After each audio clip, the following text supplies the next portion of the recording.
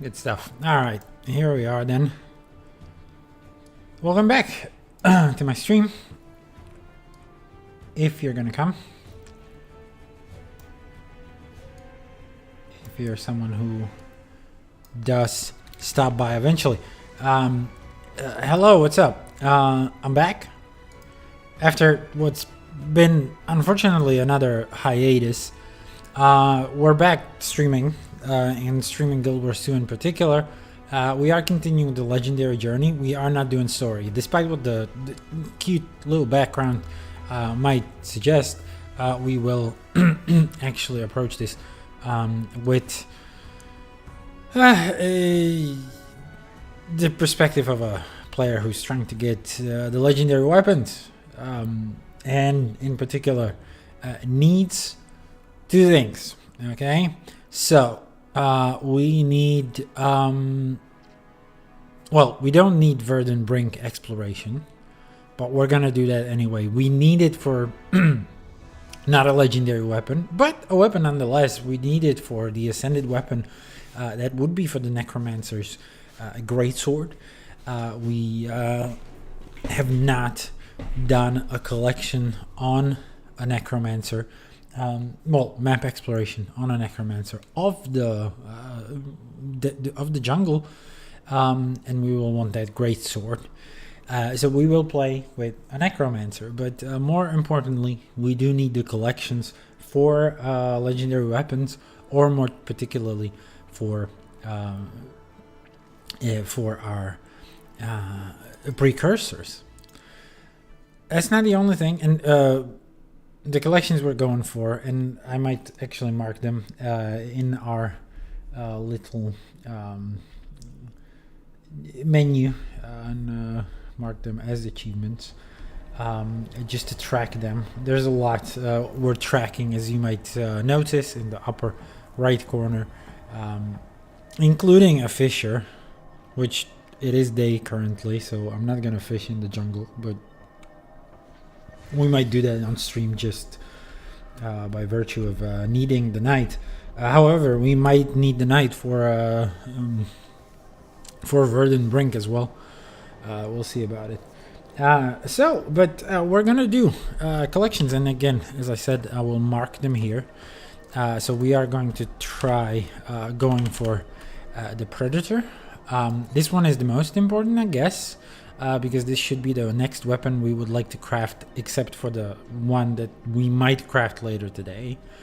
But we're going for the Predator, and as you can see, we're genuinely missing just one single item from that collection.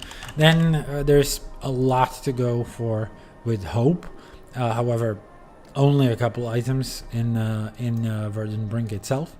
Let me just step away from the waypoint, because this is just annoying, and hopefully your audio is fine though. Should be around. Oh, sorry, and I wanted to also check. Yep, the output should be fine as well. So if I mute my own audio, you shouldn't feel it at all. Yep, but I'm still, oh yeah, that's because, so then if I change the volume, that's the test, I guess. It's the same for you. It might leak out of my headphones, but that's about it. Okay, enough fiddling around. So hope we are going to also put as a watched category. Then we're also doing Frostfang. There is something for the Frostfang eggs, but plenty of other stuff for that one as well. So this is not a collection that we're gonna be able to finish. And last but not least, this is not a legendary item, but we're gonna try to get the last thing for Uzalan's Mechanical Orchestra. Now this might not drop, and if it doesn't, I guess we're not gonna cry over it. After all, it's not a precursor, it's not a legendary item, but I would like to get this one as well, and perhaps even craft it on stream. That would be, I think that would be fine. But no, currently we're not in the jungle at all. We are in the Maguma Wastes, and the Maguma Wastes, we're here for one very simple reason. That's because this character never explored Verdant Brink. That is a lie, as you can see. It has, or she has, a little bit of explored, but mostly I do want to show, as always, a natural way on how to get into this map. And that's even when you don't have the story, because when you do have the story, you will get there through a story instance. However, there is a way to get there without it, which I was actually initially concerned. Please note, this was the first expansion, and all my characters initially got there as part of a story step. However, we're not doing that. Instead, we are going to go through a normal portal. Now, I want to show you something as well. I don't know if it will come across. And let me just think for a sweet second. So yeah, you just walk through this doorway, and you find yourself in this little cubbyhole, full of priori agents, or soldiers, or whatever. And it will lead you to this this teleport, which is always accessible and always takes you to Verdant Brink, even if you don't do the story. Now, if we pull up that Shaman's Historical Guide to Tyria, you will see one thing about Verdant Brink, and that is it overlaps with, I'd say, exactly two maps. There's obviously the instance and the outpost, but it's Silverwood and it's Bloodstone Fen, so these white sections are Guild Wars 1 maps. And then there's Squirrel Falls, which does kind of is on the border of Verdant Brink. And you'd think by its position, and if you look in Guild Wars 2, where we're located, in Silverwaste we don't have the full map discovered, but we're kind of there, and this room kind of has the shape. So you'd hope and you think that this is pretty much the room. It does overlap with Squirrel Falls, and this would be like a nod to Squirrel Falls.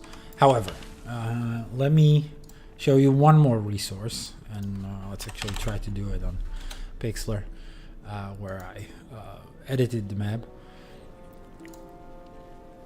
This is my mock-up, sort of where I tried to overlay the two maps.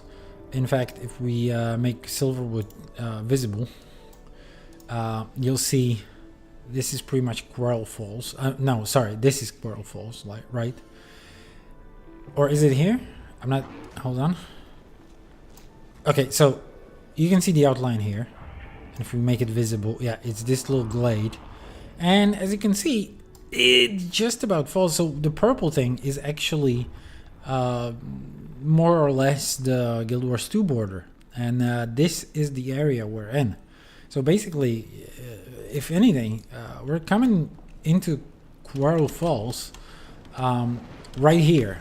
So beyond this should be Squirrel Falls. Of course, once we take this, it takes us quite a bit of gap into Heart of Thorns, into Heart of Maguma.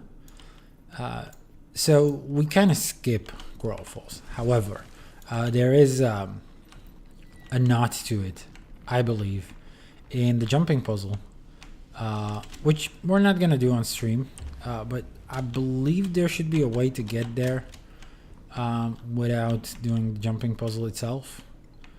And as you can see here, this is pretty much this pretty much breaks the map. This huge void. Obviously, there should be some jungle, I guess. But if I am not mistaken, there is a way to get into that hole at the end of the jumping puzzle. And apparently, there's something called like a Quarrels something. I don't quite know. Yeah, right here, right? Is it? there is at least a cypress sapling. Now this is actually one of the paths to the vine rat lair. So we're in a completely different spot. This, I believe, is illegal terrain, isn't it? Yeah, pretty low res textures here. This is another one of those paths. So I'm not quite sure where the ending is. However, Quarrel Falls is not a subject of our stream, so we're not gonna lose too much sleep over it. If we would do Silver Wastes, I would go on to try and show you where those maps might overlap. But for the most part, we're just gonna focus on Verdant Brink and Quarrel Falls. Falls outside of that. So this takes us to the Verdant Brink then. And immediately as you come here, this is where the that's quality armor.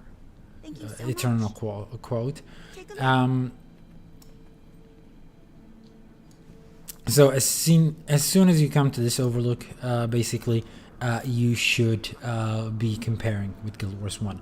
And let me try to do just that. So we've got our comparison slide here, or a view, and let me just quickly see then. I have my resource to see how the maps overlap. Actually, it is very shoddy though, and I'm not quite sure I'm going to be able to quite find my way around on this tiny little screen. But we'll do our best. We'll try to do our best. So yeah, dry steps, mesas. Okay, I guess we can start there. And it just so happens, and it's very interesting, and I guess I'll get to it, the way the collections are structured here. But yeah, we're mostly going to focus on map exploration. We will try to get 100% completion. I'm kind of concerned about the... Oh, it's dusk already. It's dusk. Should we go fishing? Nah, I'm gonna drop it. But let's see. I'm also just curious whether someone does actually hero challenges, because hero challenges in Heart of Thorns are kind of challenging, and often not very easily soloable. So we might look for someone. No, okay. So it's just meta event. Fortunately, we don't care about the meta, which also means I'm not going to show you some of the sky over here, but not to worry though, not to worry.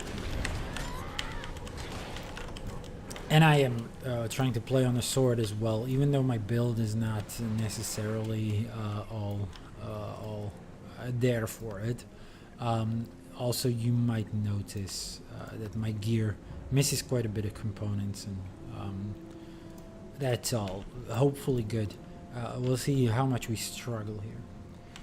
But yeah, coming up on this path, not much in terms of Guild Wars 1 overlap, but I will try to sort of pause and take a little bit of a break every time we are anywhere near Guild Wars 1 landmarks, and you will see that this map is quite different. But I did want to do this comparison like we do for everything. Now, luckily, or maybe whatever, this is one of those map explorations when we don't have to do any renowned hearts, so it might be quite fast in terms of us just running around. Sorry, and I do have the split screen vision that's unnecessary. But yeah, for the Vista. Obviously, in Guild Wars 2, the story is that the Pact fleet was caught off guard by Mordremont's forces. And this was kind of...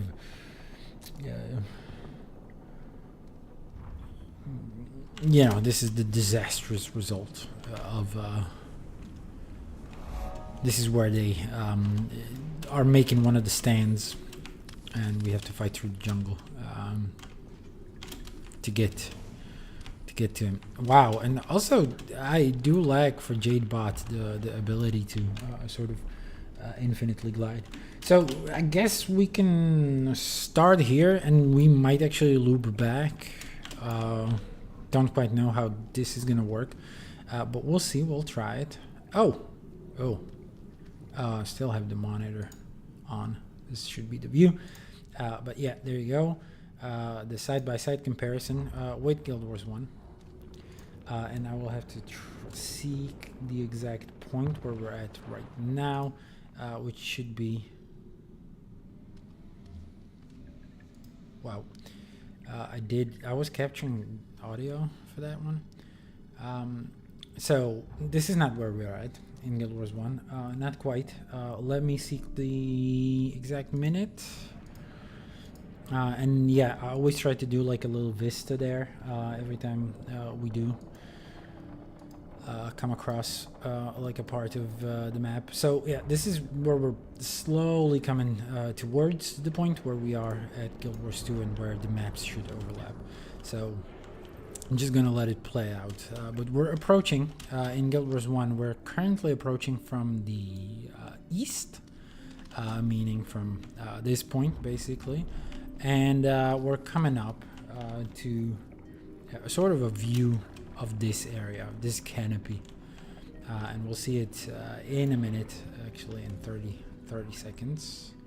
I might need to track it down, but it's like, okay, 20 more seconds. And yeah, this might be a little clunky again, like as always. You know what I might do? I might genuinely do the thing where we try to track the steps of the Guild Wars 1 character. But yeah, this is pretty much where we are at and where we're looking. So there's also a drop off, which is interesting. But obviously the map boundaries are a little different in Guild Wars 1 compared to Guild Wars 2. But the boundary is actually quite a bit further ahead. So hopefully I'm gonna give you a better view. But yeah. When in Guild Wars 1 there was a village and a little in the little drop off and in the little dip. As you can see, there are some buildings in the distance. There's nothing here. It's just a drop off. So there's a crashed airship, but that's pretty much it. So we're mostly copying this view.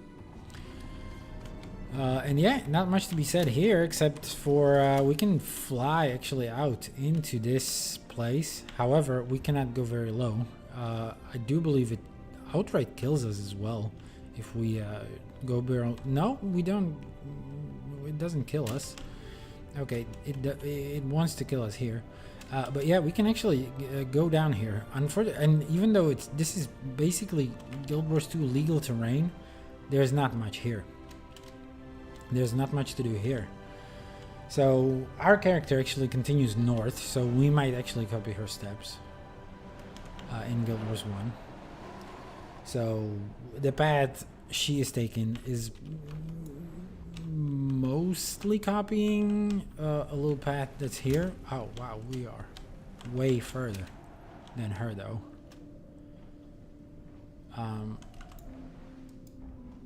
Oh no, we're not necessarily.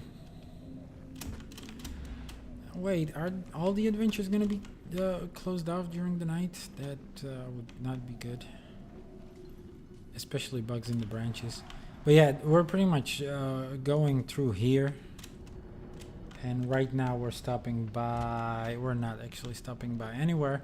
But we're pretty much going up north. So as you can see, the terrain is very, very different. Where there was once solid ground with a lot of steep hills on both sides, there are just these crags and you know, a continuation of the wastes basically. So not a lot to compare here. But we are actually continuing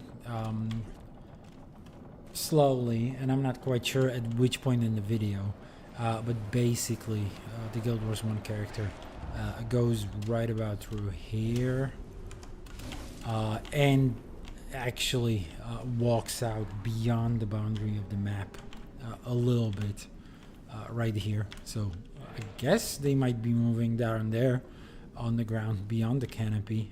But again, as I've shown you, there's not a lot of terrain. But yeah, they would eventually be moving up, up, up. And I'm not going to show you the whole path. There's a lot of fighting as well going on, which might be a little disorienting. I don't know whether we can fast forward, but as you can see, there is some walking around and some attempts at verticality, even in Guild Wars 2. Sorry, even in Guild Wars 1. Guild Wars 1 being the footage on the right, obviously. And yeah, some walking on branches, which is very frequent here. But you cannot jump in that game, and in fact, the z-axis, you know, is for some purposes of the game the same when two terrains overlap. But yeah, there's a little bit of a bridge here, perhaps not to that branch there.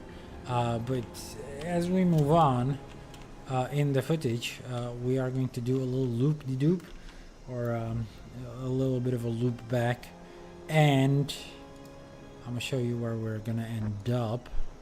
It is quite a bit of walking there, but that's pretty much where we do. Oh, actually, we're completely off here. Let me just try to track it real quick in Guild Wars 2. So yeah, basically the character does a little dip in here, and then walks through terrain that is unknown to us so far, but ends up in the dry, right around the location of dry step mesas. So we're gonna loop back as well in Guild Wars 2. We've just been there, but whatever. We're gonna pick up the point of interest below us. Now that's actually in a sort of a shrine there, and you'll see there's no note of it in Guild Wars 1.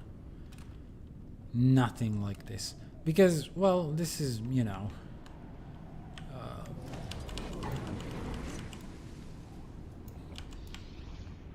basically the extension of the Auric City, or whatever it's called.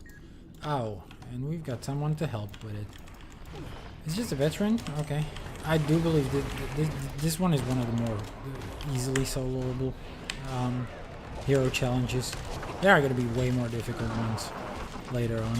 Even this one is kind of kicking our ass, but not really. Oh, there's still this guy. There you go. So that's a hero challenge done. But yeah, a little bit of a temple, and I do believe this is basically suggested to be like more of the, what are they called? The exalted, right? The exalted architecture.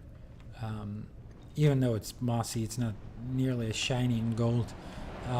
But yeah, none of this is in Guild Wars 1. I can skim through all of the footage. I hope it's not necessary. But yeah, there's no way, no chance for you to actually find any of that in there. But as I said, as I mentioned, you end up with the footage, and there's still a point of interest below us. Said, okay, so that's a different one than we picked up. We didn't. This is called the Tangle. As you can see, a lot of vines. And the Living Jungle, obviously being the extension of the Dragon Mordremoth. Not something that Guild Wars 1 would ever show you, because the concept of Elder Dragons hasn't existed when they made the jungle. But there you go, we are right around the mesa, and I guess I'll let the Guild Wars 2 footage play. I mean Guild Wars 1, sorry. And we're gonna catch up in a second. We might as well help with this, and we will need one thing for our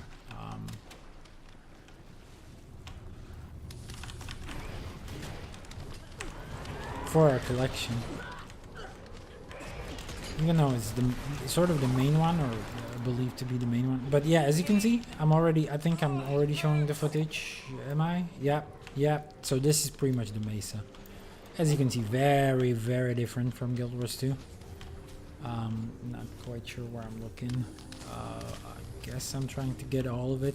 There, again, some kind of houses. No trace of any of them. Even though there are houses in the branches here, but just at other points. And yeah, the mesa is just completely different. Not at all as well as green as in Guild Wars 1. Quite a bit dry. And yeah, that's pretty much it. Let me switch to Guild Wars 2.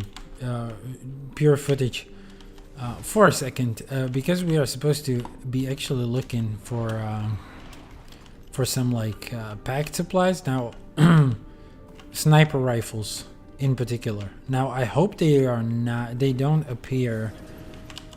Get this to a rally point on the double. They don't appear in only in certain instances. That would be quite bad. Oh, it might be that we need to build this up and then the sniper rifles appear. I don't quite remember that.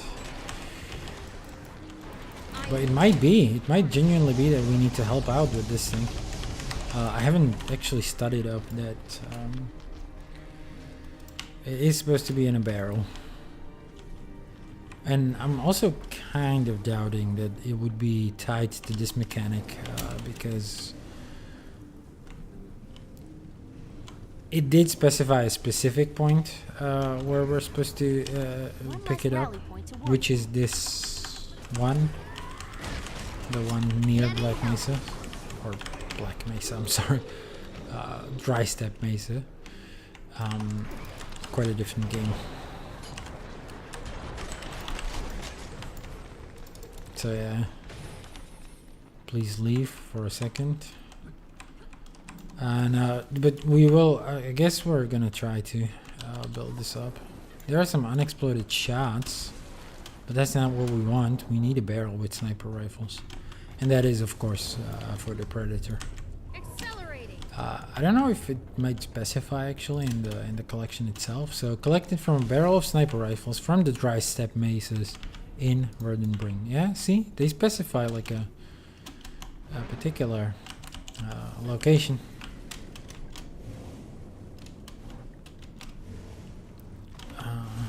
If it was any of these rally points, I mean.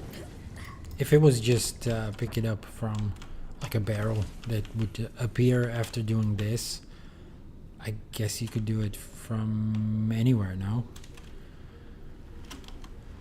But yeah, we're gonna try to look for it on our own. If we don't succeed, obviously we're gonna consult the wiki as well. There's quite a few packed supplies over here. We can.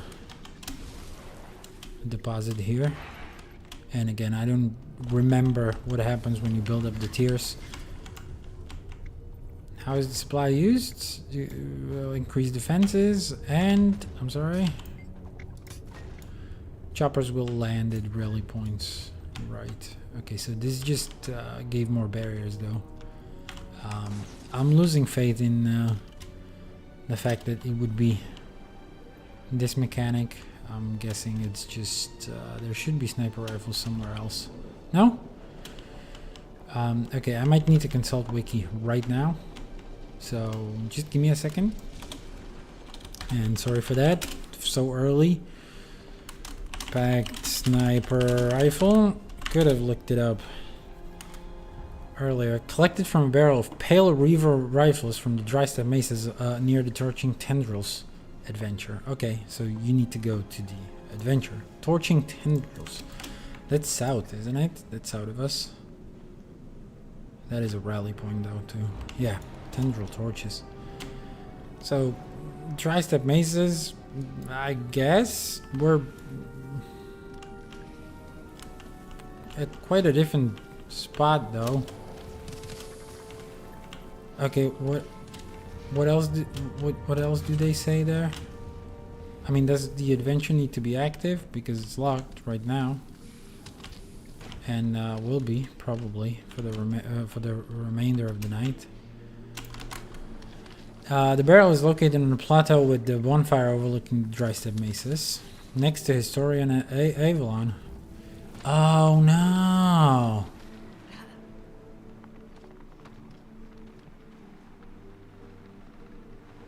Okay, so we are supposed to be here on the transition between night and day. So we should be mindful of that.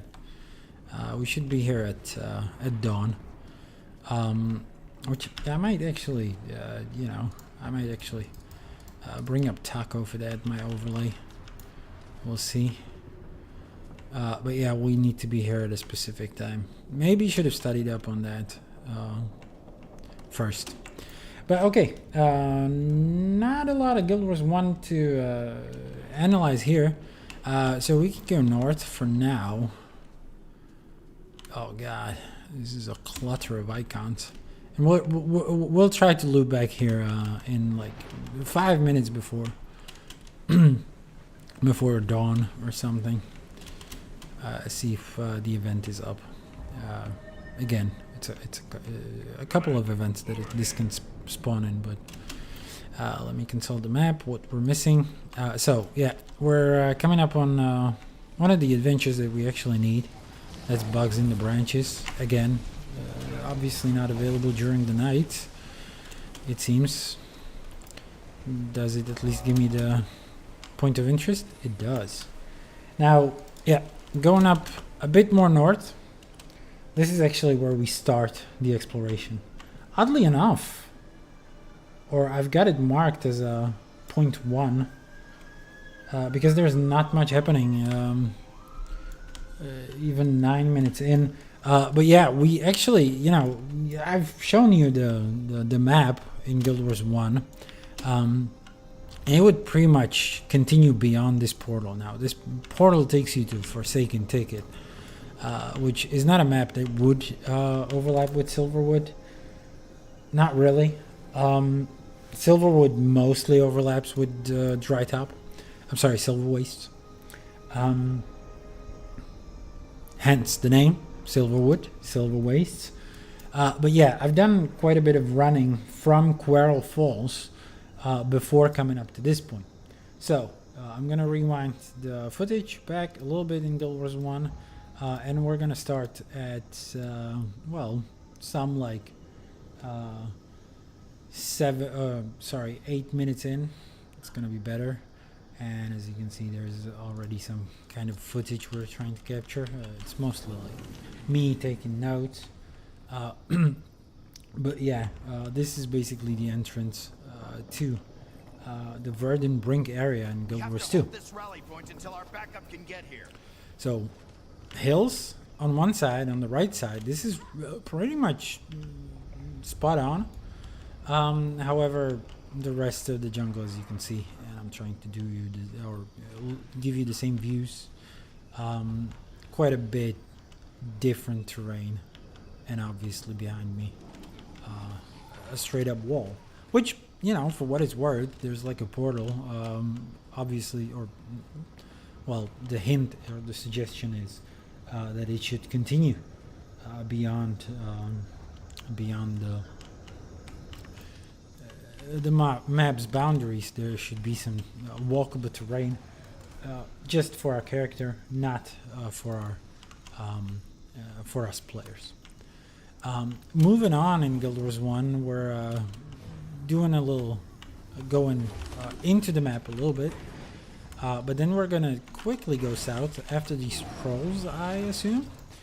So we're gonna try to skip ahead a little bit, and again, you can see a little vista here, a little bit of a terrain, but not much in Guild Wars 2 that would copy it. But as we walk south and fight our way through some more trolls, so those would be jungle trolls. Not a lot of them in this map anymore. I guess all consumed by Mordrum.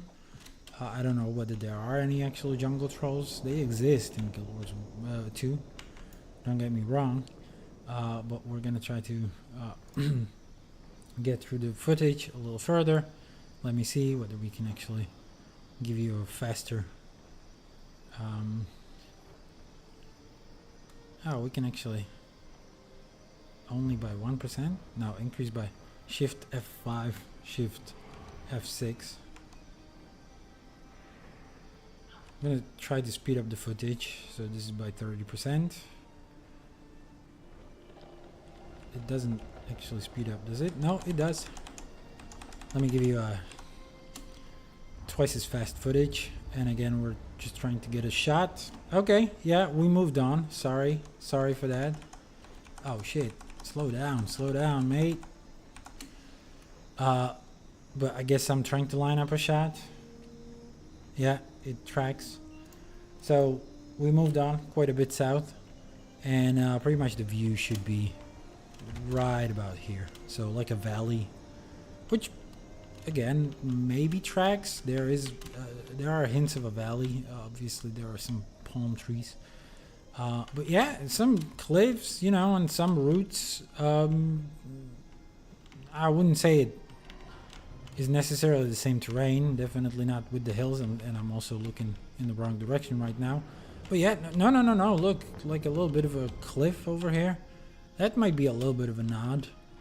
But yeah, that's pretty much the location where we're at. Maybe a little more south. And as you can see, there's some straight up human built architecture. Or whatever creature might build it. That's fine that I'm not participating in an activity. But yeah, our journey actually, and this is pretty much how terrain dictates, is in Guild Wars 1 continuing west. So we would be moving, I don't know, I guess on the ground. Again, as you can see, the terrain is wildly different. And when it comes to the jungle, you know, obviously Guild Wars 2 devs or ArenaNet, who used to be Guild Wars 1 devs, did take quite a bit of liberties with, but as you can see, there's like a little bit of a house here, which is cute because this one actually tracks with a Guild Wars 2 location. Looking here north, it is north, isn't it? Yep, it's north. There is a little bit of a village of Jaka Itzel or whatever. More of a scaffolding, really, but yeah, it's cute. Maybe not necessarily intentional or not, but pretty much the same space. And I linger on it quite a bit because I'm probably taking a lot of notes there. And there should be something to do for us in Guild Wars 2 as well. I'm gonna let the footage of Guild Wars 1 play out a little bit, and you can see and watch me go somewhere, get somewhere with it. Hold on, come on, focus Guild Wars 2. Focus fucking Guild Wars 2 for me, please. What are you doing? What are you doing? Ah, there you go. So I'm gonna try to get to the same. Sorry, not get to the same point, but I'm gonna try to find the thing that we need to do here, and that is actually to fight the little boss guy here. And I marked him around here. I might need to get a little bit of a. Okay, so it should be on the mesa above us. Unfortunately, the point of interest is below. However, we do have a little bit of a fight to do here. So that's in this chest. I don't know, can we just loot it straight up? No, I cannot use this item. So that's pretty much who we want to fight here. And he's a champion, which is not good. But we're going to try to make him our bitch anyway. Let's see whether we can. So put a little immob on him. Okay, kicking our ass a little bit. Fortunately, we're in Shroud so far. Hold on, why am I getting stuck and stuff? Do I have any more CCs, please? Okay, so what's my other weapon set? This thing? I don't play Necro too much, so I'm not quite sure about the CCs I have available to me. You'll have to excuse me, and if any Necros are watching, don't laugh at me. Luckily, someone else came.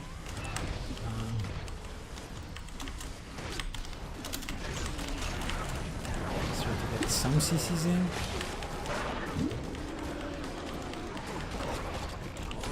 But yeah, we're quite a bit further in the footage with Guild Wars 2. We did stop for another Vista there.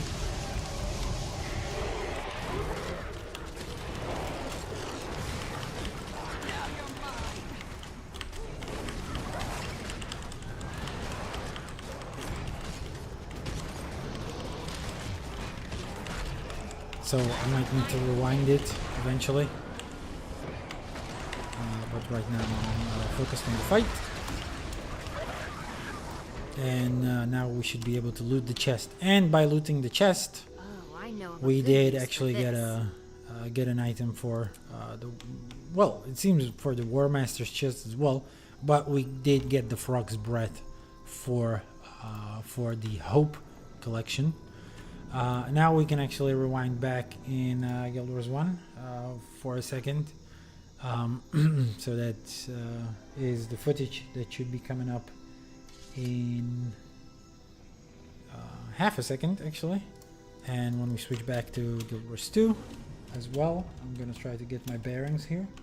I think I'm at quite a different spot. No, it's actually quite close. So we should be overlooking basically this this area. As you can see, a lot of smoke coming from the crashed airship. That's fine, but yeah, pretty much just thorns and a giant crevice. Nothing that would suggest like there was one location. So once again, as you can see, Aurene had taken a lot of liberty with adapting this map into Guild Wars 2. Not a lot that would remind us of this place. Moving on, I guess we're gonna move on in both in Guild Wars 1 and Guild Wars 2. I'm gonna again leave both of them on the screen, even if I'm not necessarily gonna be moving in the same path. There's this cavern which should hopefully take us to the point of interest. Yeah, cool spot. Let's not doubt that. Now I'm moving quite a bit more north than we are in Guild Wars. Well, maybe I shouldn't. Maybe we should try to copy the path. In fact, that is what I'm going to do. There is going to be a short fight, which is going to end up at a location a little more south, but one with hopefully what is more of a terrain, and that's in the Creeping Crevice, which we've been in already in Guild Wars 2. But again, not much to be done here, except do keep in mind there's below us there's the temple, so we should right about be coming up on a temple of sorts. But no, instead we got a house on a branch, kind of dealio. So, and no such thing in Guild Wars 2 again. No house here, not even the terrain that would hold it. But yeah, that's pretty much the only vista here, and it should be right about here. And even though there are extensive branches, at the end of them there's just more crashed airships, some of the bigger ones too. So tough luck. No knot to this weird weird ass building. Again, very many of Guild Wars 1 locations completely unexplained by even Guild Wars 1. And we don't know what happened to these civilizations that lived there. Was it humans that lived in the jungle? Was it some other creature? Perhaps the precursors to Itzel, to the frogs. So we are going to move south in quite a short trip, but we should be right about coming upon this path, basically. So this should be the area, or still somewhere in the crevice in Guild Wars 1. And as you can see, the terrain is not that wild that you would crawl out of a giant hole.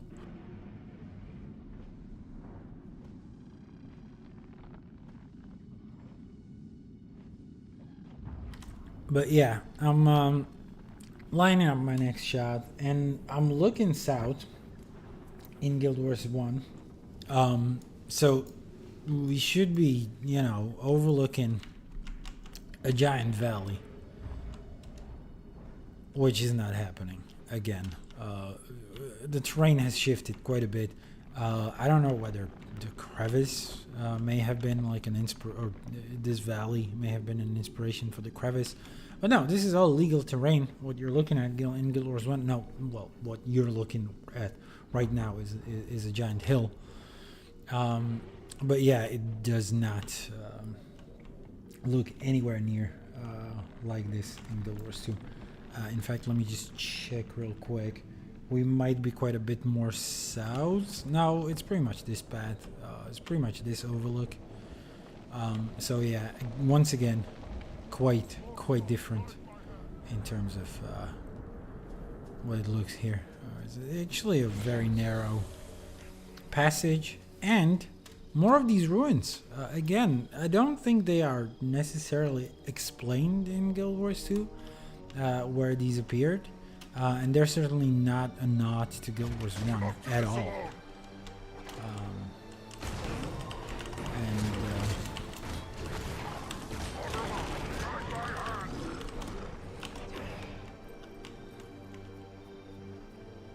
Yeah, see the valley. I don't know. Perhaps we might squint a little and pretend that it's actually this place. But once again, the terrain is just wildly different. And also, again, we're quite a bit more south than in Guild Wars 1 yet. But we're slowly coming up on being close to this pit. We are continuing south, and in fact, we are going to come across more of a southern terrain, and in fact overlap almost perfectly with this pit in our next view. So we're going to see what's the and it is also the southern border of the Silverwood, apart from being also a western border.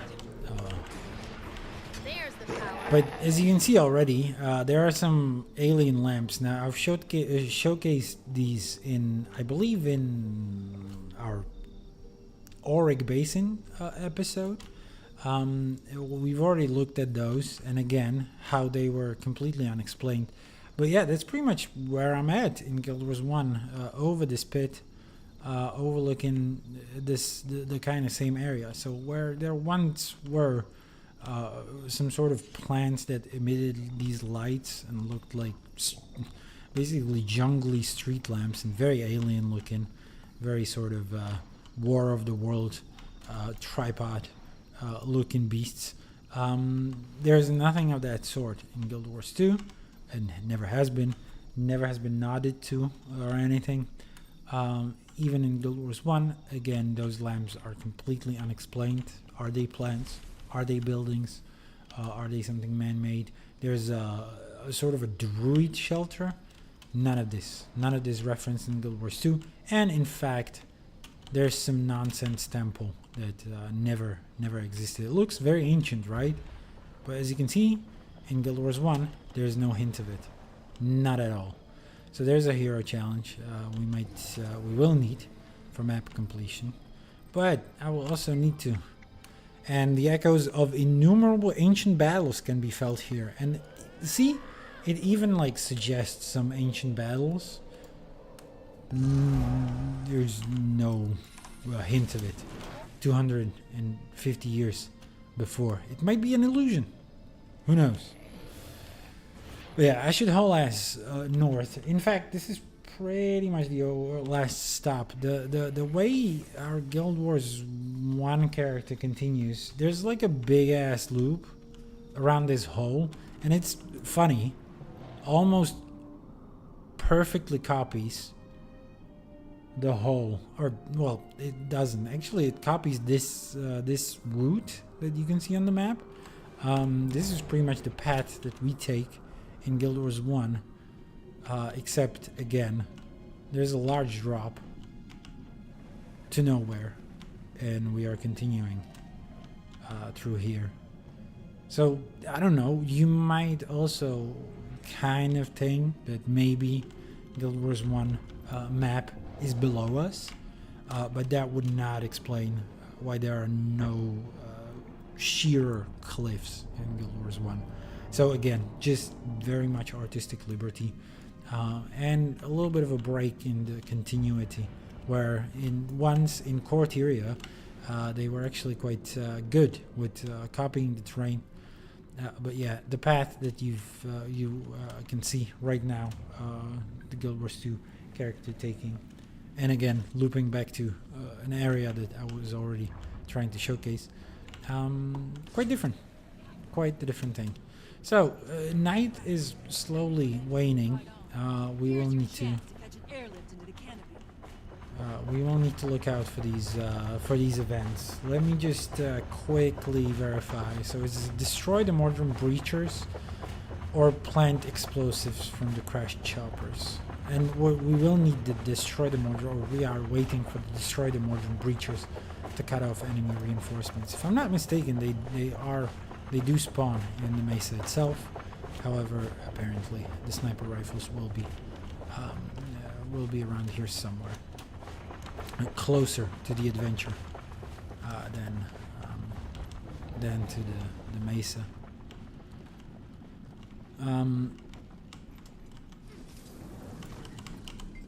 So let's wait. Again, dawn is night is waning, daybreak is near, and dawn actually started officially, basically. So we will try to wait here. This is not the event that we need. Immediately after nighttime transitions into day. Well, immediately after nighttime transitions into day, I guess they mean dawn transitions into day. So we might need to wait another 5 minutes. It would be fine if they unlock the adventures for us too. But maybe this can actually give us a hint. Obviously, like for a lot of these things, or for a lot of Guild Wars 2 related events and stuff, dawn and dusk actually count as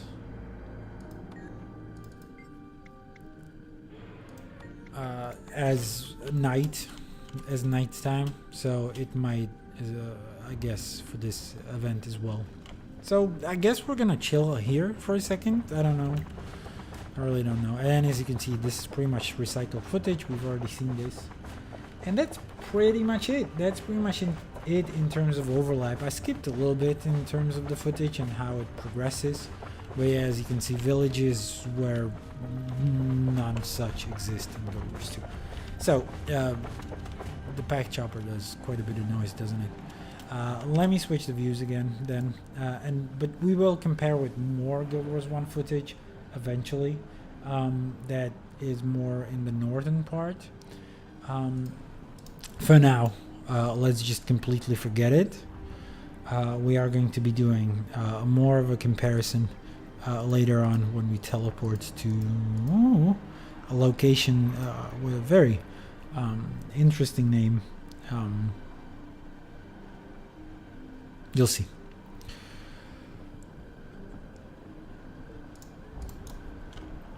And yeah, our exploration should start to be a little more straightforward from now on. Again, we're just going to try to hit every hero challenge, every vista, every point of interest. Yeah, in terms of, and I think I'm going to show you that Shaman's historical guide once again.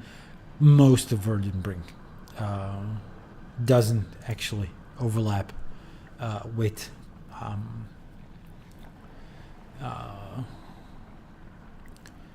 doesn't actually overlap with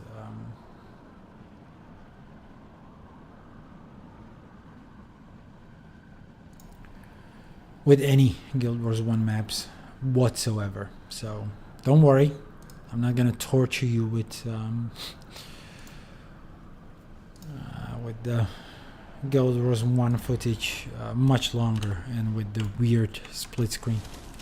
Let me just check the event here and what it says. It's no longer available anyway.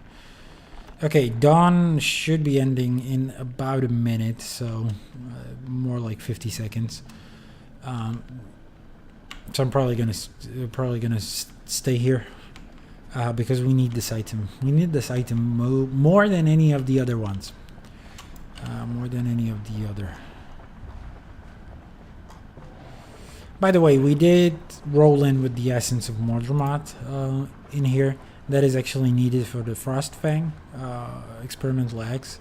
If you want to copy me and come here for the collection, I will show you where to get it, but you will need this first. And you can get it by using an evergreen jar after defeating the wine rat in Silver Wastes. And then you would take it and continue with it into this map. So it's quite cool to distill your captured essence of Mordremoth at the Corpse Grove in Verdant Brink.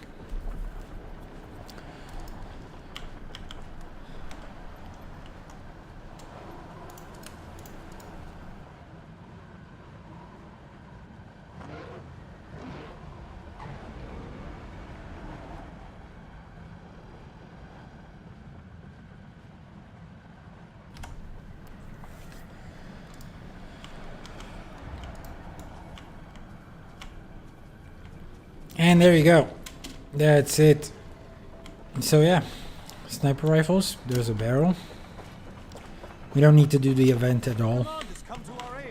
But we do need to interact with this thing. So it gives us a Pale Reaver rifle. I guess that's what it was called. No, it's a packed sniper rifle for some reason. But completes the collection for the Predator 1, the experimental. Whatever. What am I supposed to shoot at? Am I not supposed to shoot at the big ones? The breachers? Pow pow pow pow pow pow pow pow. What? I'm not getting any damage on it. And cover the allies below. Okay, we're just supposed to cover them. Oh, is this ground targeted? Yeah, it is. This has been ground targeted all along. We can. But I'm not doing any damage to them. Am I? Target down. Whatever. Again, as I said, we don't need this one. We don't need the event. Let's continue north, just so that we can... we no longer need the taco. The tactical overlay. Let's just go north, so we can continue on in the Guild Wars 1 comparisons. And get it over with. Although, hold on. We might loop back south again, but let's start with this adventure. We will need to get a silver or better in this one. So, let's go. And I don't quite remember how it goes, but we are supposed to be like collecting these bugs. Can we actually use a goddamn mount? Nope. Unfortunately. Oh, wow. I missed quite a bit of them. Guess they one of the more optimal ways to collect these might be actually to use these branches and do a little bit of a jumping. So we'll see how well we fare here. But we need this adventure for, I do believe, for hope again. And that would finish everything we need for hope here. Damn. I am doing bad. Wow. I did completely forget how these adventures work. So yeah, that was quite low. In fact, that's very dismal.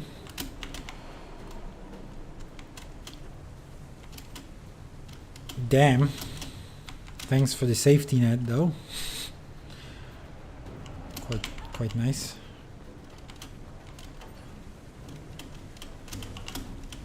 Come on. Really?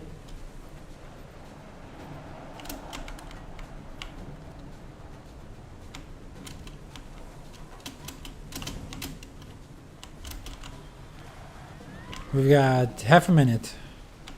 We only need silver. We don't need gold. Gold would be nice to get, not gonna lie. And it might actually be needed for Uzalan's orchestra. We'll see. No! This bug is just out of reach. Where's damn! We're doing really bad here. 7 seconds. We don't even have silver yet.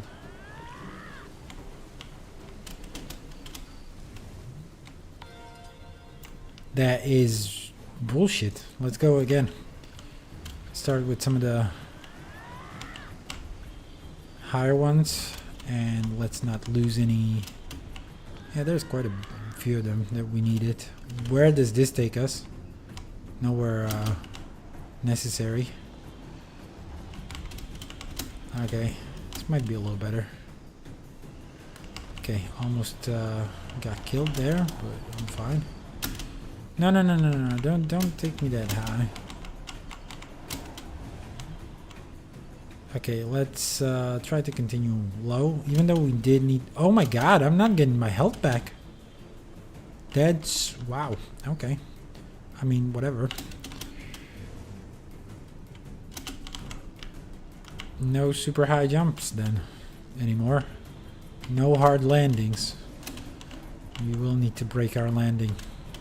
At least a little bit.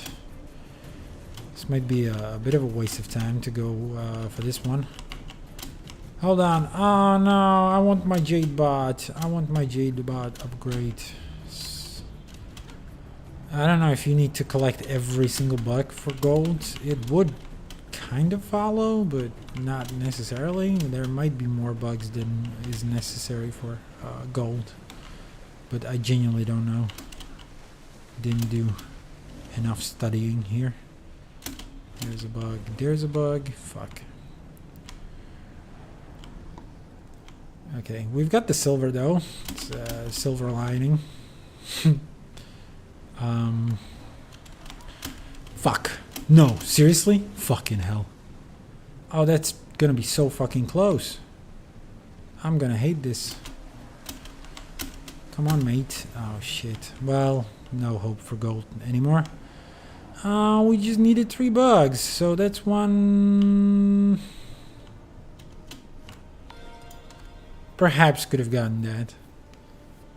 But okay, whatever. We could have reset as well. Getting out of this, out of here. This is not what I want to open at all. Where's my bugs in the branches chest? So that's a bronze. Unfortunately, it didn't give us anything. But we got the firebug larva, which is an item necessary for hope. However, there's one more item we need, and that's Adventurer's Melody. And as you can see, it says found in adventure reward chests. Unfortunately, it doesn't specify which one. It's just adventures. So we might actually do more adventures here, just to try to get this item. But Guild Wars 2 specified it as being a rare drop. which is just sweet. Whatever. We're continuing our adventure. Now, here's the thing. We're back to Guild Wars 1 footage. Basically, right about here. As you can see, we are porting away into Bloodstone Fen. Interesting, right? Bloodstone Fen is a name of the map north of us. We don't have it explored on this character, but basically, Bloodstone Fen consists of, in Guild Wars 1, consists of two separate maps. One is for the mission itself, where you explore Bloodstone Fen and the area known as Bloodstone Fen. But what I'm exploring right now is the outpost that leads you to that mission, and that one is actually located pretty much squarely in today's Verdant Brink. Once again, no hints of it basically in Guild Wars 2. In fact, it's a village now, but none of these like large tree stumps and shit. And in terms of like, and there's a giant cliff that basically cuts it in half. So yeah, we're pretty much overlooking the whole of the outpost. But what's interesting is that it's quite near the portal to the Forsaken Thicket, and the Forsaken Thicket is all about the story of how Zara wanted to control the Bloodstone, and how she eventually blows it up. So it is kind of a nod, apparently, to Bloodstone Fen's location, perhaps to the mission. It is, I don't know, I do find it a bit poetic that, this is the entrance to Forsaken Thicket, and what we're looking at in Guild Wars 1 is the entrance to the story mission known as Bloodstone Fen. I'm gonna rewind the footage a little bit. So there's a camp of this is the Shining Blade. Back then, a rogue organization trying to fight the White Mantle. There is a bit of a nod here, though, where I'm gonna go look into like a crevice again, into a giant hole in the ground, and I guess that actually tracks with Guild Wars 2 as well. There is also like a big crevice, actually a good flax farming spot. But yeah, as you can see, we run onto a branch, much like this one, perhaps a little thicker, but you could have caught a glimpse of a giant crevice, which in Guild Wars 2 as well. And north of it, this is the northern part of the map. As you can see, Guild Wars 1 is super allergic to interiors, but there is a bit of a stone building in this outpost. Apparently abandoned. Also, might be this portal might be a little bit of a nod to it, too. Even if raid portals ended up quite the generic, quite the samey look there. So yeah, not much to be said there. And that's pretty much the end of the area known as Silverwood. However, there's more. Not a lot more, but a bit more, and that is the area known as, let me just open it up here,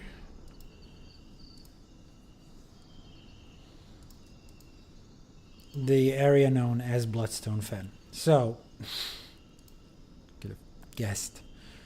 So this is already exploring the southern part, the very first one. Let me locate the same place in Guild Wars 2 real quick, because we're not quite there.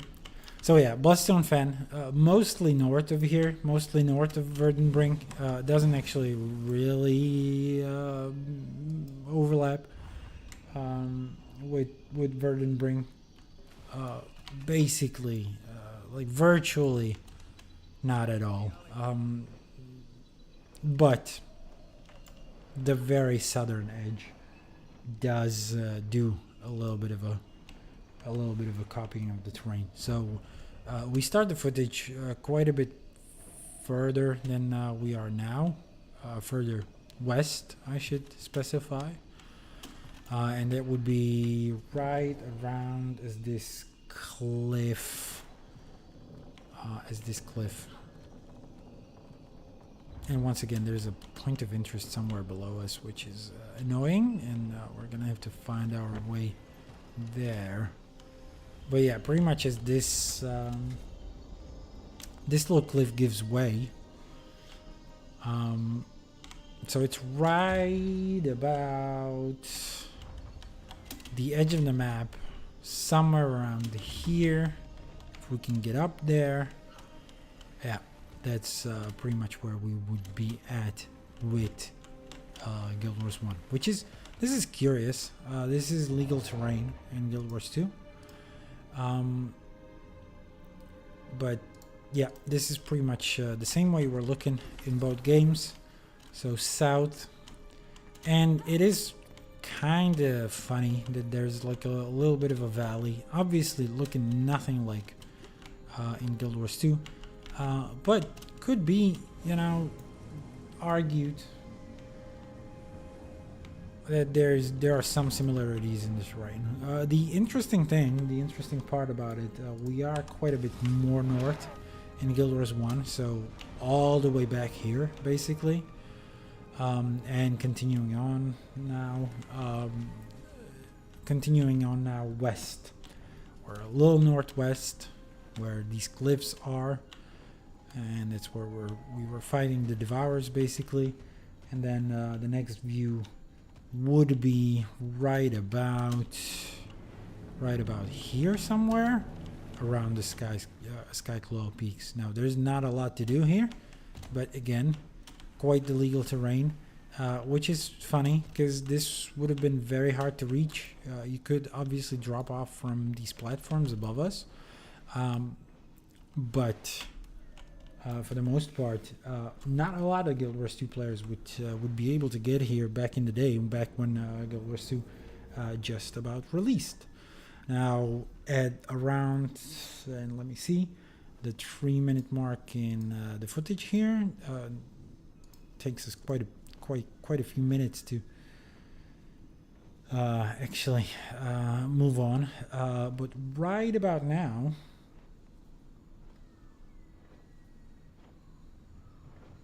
in Guild Wars 1, we are coming up on like a little bit of a valley. Now this is pretty much the edge of the map for Guild Wars 2. In fact, we are moving through this giant hole basically. Again, what you might see in the footage is we're overlooking like a hole, but it's on the other side. That's actually the southern view. We are looking at the northern view. But yeah, this pathway that we're gonna follow right now, this path we're following is basically below us. So once again, the terrain doesn't make any sense here. Again, some buildings to the south, no such here. Even if I look up, look for any of the Jackal Itzel villages, none of that to be found, only airships. So yeah, it makes no sense. Yet we're moving on and moving west still. So let me track the steps a little bit. Now there's a little bit of a path here. I guess you could argue that this is around Skyclaw Peaks. However, this pathway is way more south than Guild Wars 1 map would be. But moving on.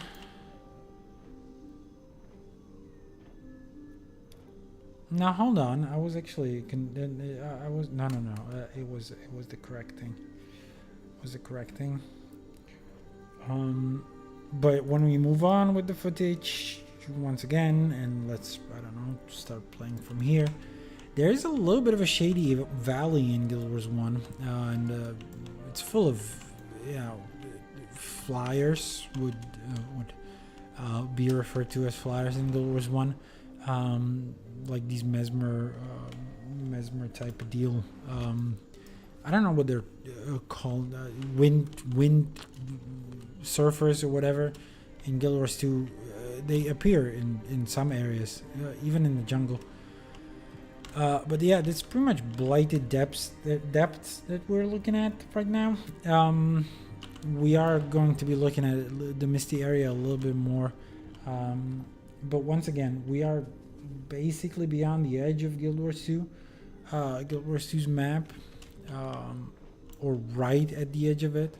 So that is more like this location right here. And I do like that this kind of overlaps with this thing. So this is the Corpse Grove. This is the Dead Pale Tree. Quite the view here, actually. And yeah, there's something similar in Guild Wars 1. I'm not gonna lie. This overlaps a little well. I mean, we are still more east with Guild Wars 1. We would be right about here in the footage, or maybe we have moved on a little bit, but we would be moving kind of south here and then looping back to the Corpse Grove in a second. But I did want to show you a couple of other places in Guild Wars 1. Well, first of all, we are moving through like the mists area, and there's gonna be like an overlook to the north again. But this one is interesting. There is a druid sort of outpost, I could probably call it, and that pretty much overlaps perfectly with the Corpse Grove. So it's interesting. So there's a pale tree here. There used to be druids here, and actually you're gonna see the druids will give us like a quest. I think I go back for it actually in the footage. I might play it out, okay? But yeah, as you can see, there's just a little bit of a pedestal. This is where you summon a druid, and that druid gives you a secondary objective. So that's a thing that was true for Guild Wars 1 missions. Where you would get secondary objectives, and you could get some like a bonus for doing that. It would be a prerequisite for some of the achievements there. Right now we're looking around the Corpse Grove because we do need to charge our fucking vial. I guess we can double click it, and yeah, that fills it up with the distilled essence of Mordremoth and gives us everything we need for the Frost Fang from this map at the very least. We're still gonna need to fill up some other flasks with distilled essence, but yeah, this one is done. So for the first collection, pretty good. Probably no reason for us to hang out in Guild Wars 1 if you're curious. We are continuing north. That's where we're gonna find the seeds. Obviously we cannot do that in Guild Wars 2. This is where the map ends, and in fact a guild hall starts. However, in Guild Wars 1 we are going north, so I guess to ride around the area of what's this, Lost Precipice.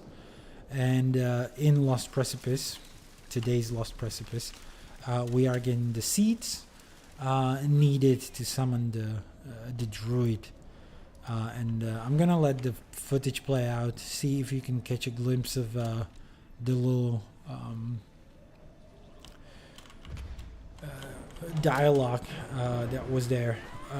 just keep in mind, druids, we don't actually find any of them in Heart of Thorns proper. We do find some druids, I guess, later on in Living World. However, not necessarily any here.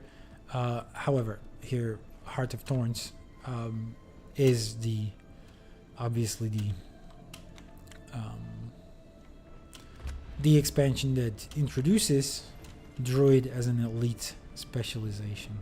So there, you can see the druid interacting with us. They are these, they're oak hearts, but with like a spirit, transparent body. And we're gonna try to do the goddamn adventure here. For Uzalan's orchestra, if we can. We'll see.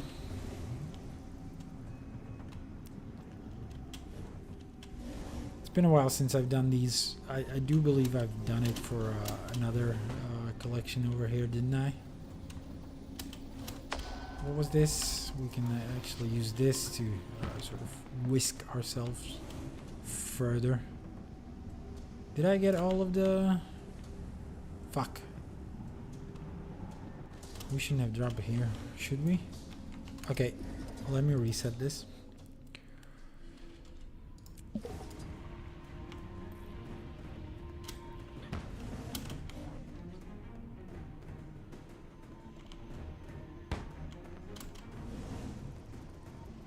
I don't quite remember what the yellow cubes are for. Are they giving us back endurance? But I don't know what I would be using it for. Do we need to be gliding when we... Yeah, we need to be gliding when we pick those up. So once again, let's try to do this. And hit the updraft though. Thank you. Yeah, this is pretty much necessary for this, this one. We are getting sniped from somewhere. Very cute of them. What the hell happened there? This just shot us up into the sky. That was bugged as fuck. And yeah, I'm just gonna let a little bit more of the Guild Wars 1 footage play out. But that's pretty much all that there was. I am exploring, for what it's worth, a bit more into the area that is today's Corpse Grove. However, do not expect me to sort of yeah, this is a logout screen. So I'll change the views in a minute once I'm done with this adventure. If I'm actually like... Jesus Christ, what is happening? Why does it shoot me up into the sky like that? And it kills me too. I don't know if that's the sniper that kills me. Wouldn't be, would it? Do I check the log? Do I want to check the log? Oh shit, I forgot to turn off the view. Hold on, this is a little bit of a... There you go. Opportunity.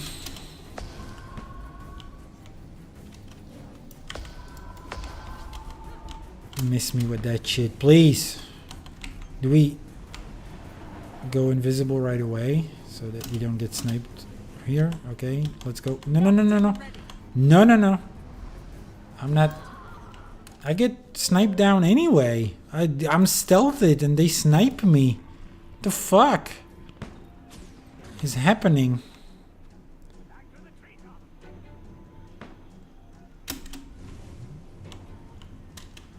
So you want to hit this ideally like that. Is this fucking shit bugged?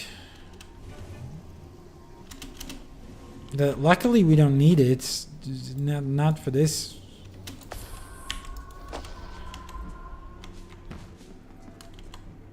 Okay, fuck. I depleted my endurance. We cannot stealth. Leave me the fuck alone. I swear. Oh my god, I did get sniped. I do get sniped twice, and I'm stealthed. I don't know what to do here. I like all I can do is, I guess, line of sight. Is that what they want me to do? That doesn't seem right, does it? I would feel like this is a perfect spot for stealthing, but apparently that's not enough. Bullshit. Some fucking straight up bullshit. Nope. Let's stealth once and stealth right away. Oh shit. Oh, we're already visible again. No, we're not. We're still invisible. Fuck. Good. Good stealth. But yeah, look how fucking far this updraft takes us. But yeah, it was the snipers, genuinely. Some grade A bullshit.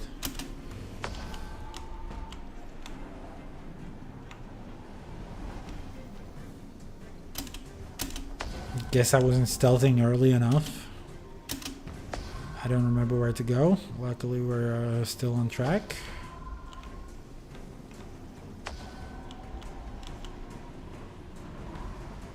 Okay, we did hit that checkpoint. This takes us so far up.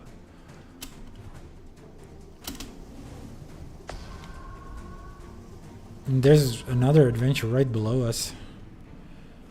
This map is chock full of adventures. I forgot most of these exist.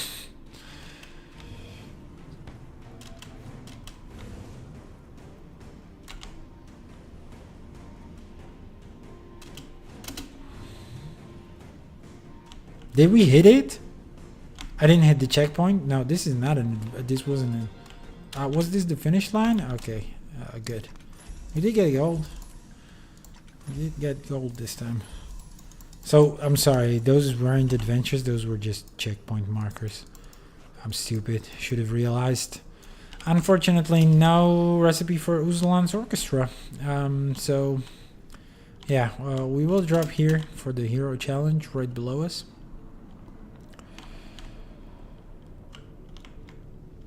And yeah, I do believe we're missing one item for the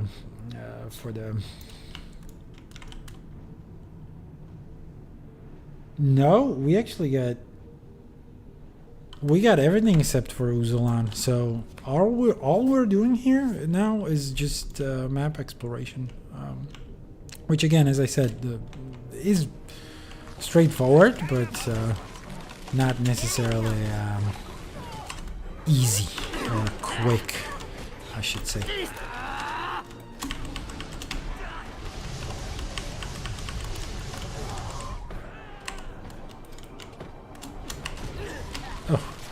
Okay. Cute little poison. Luckily, we've got the mastery to deal with this. Nowadays, I guess you could jump it over with like a springer or something, couldn't you? Wouldn't that be a possibility? Okay, so the multi-layered nature of this map makes it kind of hard to read. Not gonna lie to you.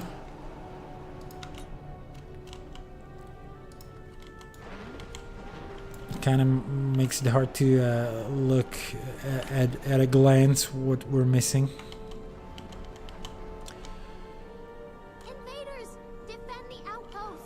So we need a little bit point of interest. Again, it's not here. It's in a cave below us. Luckily, I hope I remember how to get there. Yep. There are stairs that will take us there.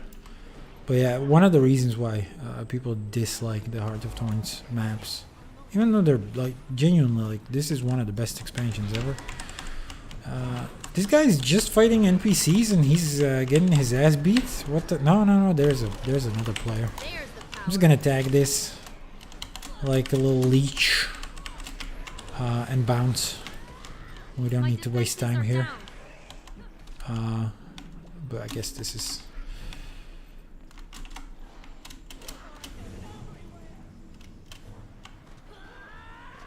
Good to have a tagged champion. We are, however, more interested in these hero challenges that are above us. And yeah, it might not last. You know, we might not be quite successful at leeching because Heart of Thorns, of course, introduced the inactivity timers, which was a good change. That was just definitely a good change. Even if, you know, the leeching it's not that of an issue in this game. People typically tend to participate, I guess. Yeah, and there's another player again. I'm genuinely surprised with the participation in these hero challenges.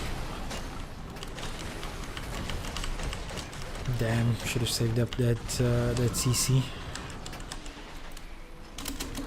Let's see what we got here. These things might have some CC on them, though. Vulnerability, does it count? Does it count as a CC? Honestly, don't remember.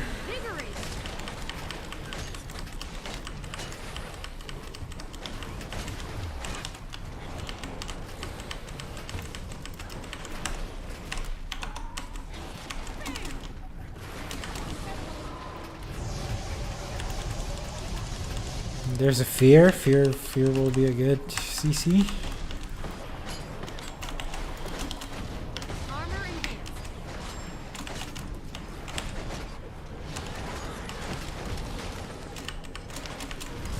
Whoa, whoa, whoa, what was that? What was that volley? Alright. Good stuff, good stuff. I'm genuinely impressed and happy that there are other players who are still doing this. Will make our life a little easier. We might still need nighttime though. That is kind of scary. We might still need nighttime, and that's for one of the hero challenges because it's up in the branches, and there might be players who might struggle with reaching that point without the proper mounts, you know. But I will take large airship cargo just because it feels like a... Oh, we got 2 minutes to kill this guy. And this one is also a champ. Luckily, also, once again, there are people doing this too. Shrouded at last second. We're gonna chill in Shroud a little bit. I do believe we've got some stuff that heals us. And we're back to... Oof! Oof! Oof! Oh, that was close. Oh, that was definitely too close for comfort. Luckily, the other person is here. I don't think we'd be able to do it without him. But there's incentive, you know, for others to do this because it does count as an event on repeat. Once a day, granted. Not every time will you get the...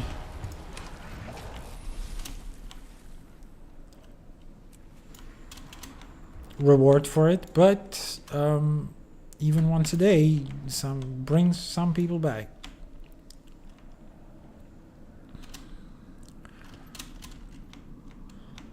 There should be like some super rare drop, like there's for mushroom, for those rogue mushrooms. Something like that should be there for the hero challenges as well, because that would genuinely like incentivize some people to keep doing this. Over and over and over again, and help other players to get it whenever they want. It should be like, for what it's worth, it should be like super rare, but you know, for those players who perhaps don't have not much else to do in the game and find this repetitive thing fun, but there are still the hero challenge trains, you know. It's not like, even without these incentives, this is that content. Some people just like still pop up and do these things. No notes.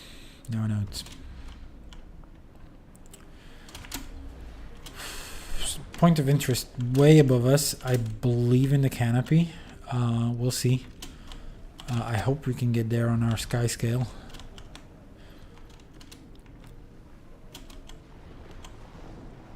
Heart of Thorns, of course, that did introduce a lot of verticality. And that's the hero. Yeah, that is the point of interest that we needed, and it is indeed in the canopy. Luckily, we were able to get here even without a chopper, which I don't feel is necessarily capable. Or, sorry, I don't know is necessarily possible with just your Heart of Thorns kit of skills. However, it is possible for us definitely with the sky scale. And, you know, for what it's worth, I do believe there's like a single point in the map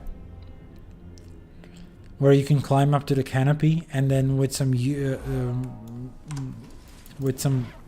clever use of updrafts, you're able to get everywhere basically in the map by gliding. And we're hitting 2 vistas back to back here. For what it's worth, I did forget we had one pre-visited, if I'm not mistaken. I don't quite remember which one it was now. Guess we're not going to show that one off. But, you know, it's not about the vistas. Oh, come on. I want it again. Hero challenge below us. Hopefully this one isn't very combat oriented, but I guess that remains to be seen. If I'm not mistaken, yeah, this the challenge with this one is getting here basically, or used to be.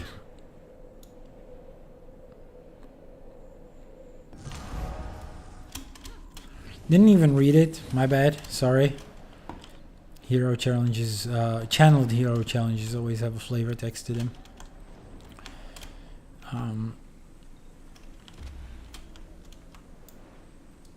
I genuinely feel bad for not reading that one then. I don't think this place hosts... oh, there is a point of interest. This is of course how you would get into Lost Precipice, which is our guild hall, by the way. But yeah, it gives us a point of interest called the Precarious Ruin.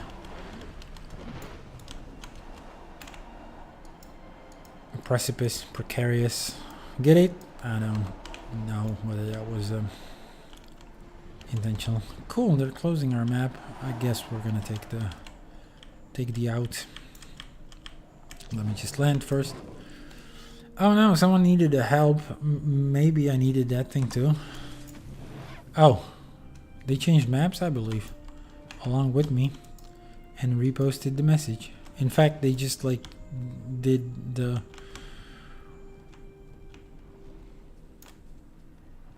Farron's Flyer Waypoint Hero Challenge. Where is Farron's Flyer though? We don't have it discovered, do we? That's right around here, I believe. No, this is... yeah. Oh, someone already helped though. So that's unfortunate. We do need a point of interest here. I do believe that's above us.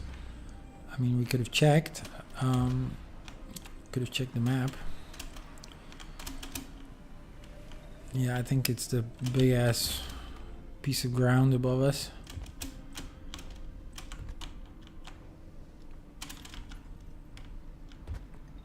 I like the suggestion of the ground itself being sort of rent, including some more ruins, being kind of torn apart by the thick ass branches of and vines of the Elder Dragon. Makes it feel that much more powerful and devastating.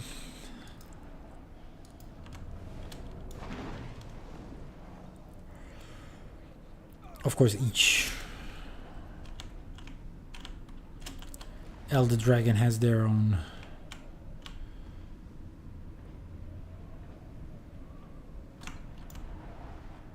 kind of destructive presence.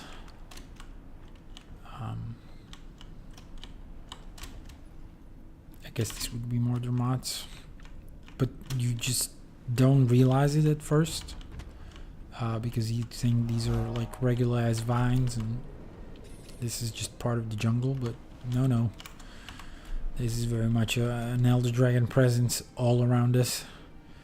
Okay, so there's a vista below us, directly below us. Just a couple of units away. I guess on this platform? We'll see. Nope, it's not here. Still below. We've only dropped around 4,000 units. We need to drop twice as much. And reveal the vista right over here. Precariously on the little branch here. And south of us, more hero challenges awaiting us. These possibly being the Farron's Flyer, one that they referred to. We'll see.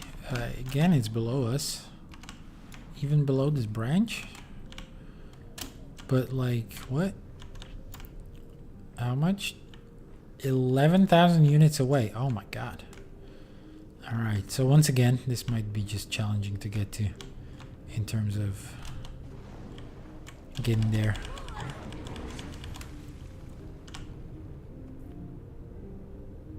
And not necessarily be a combat scenario. Just need to do a big ass fucking drop. So those are the abyssal depths. It's dangerous to stand so close to Mordormot's influence for too long. And yeah, here are some pulsing vines, which do make it clear like this is sort of the beating heart of a living creature. And this takes us to the musical scout. I do believe they have some dialogue, but we're on a bit of a schedule. Can't dilly-dally, cannot linger. We need to move on. Move on where, you might ask? That's into the hidden copse. I don't know whether I'm reading that right, pronouncing that right. I don't know what it means necessarily. There are some shut-off adventures, I'm guessing because of this event. Gonna help with it.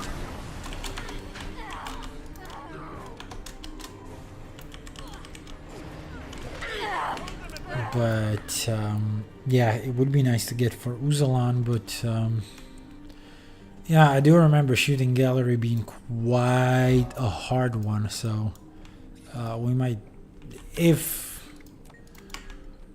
the event ends soon, we'll try it. Can't say that I won't, but get into action with this jump.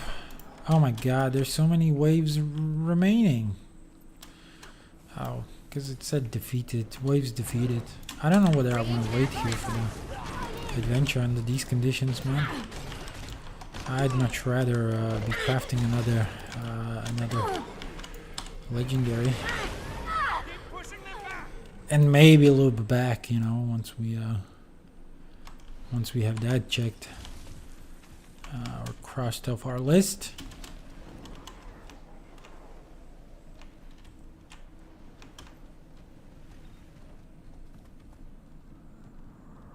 Yeah, let me just get away from here. Don't really give a shit. There is a point of interest south of us, but I'm not quite sure whether it's not in the cave that we just also abandoned. Maybe we might need to go back anyway. It is a point of interest that's below us. I'm starting to doubt that it's from this approach. Oh yeah, I think we need to go back there. And once again, a proof that this map is quite a nasty one to navigate.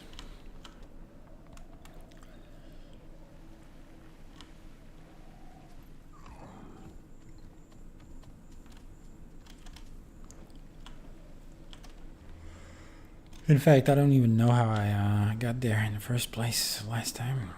What the hell? Like a big ass boss coming or what? Yep, that's a champion. It's a champion, alright.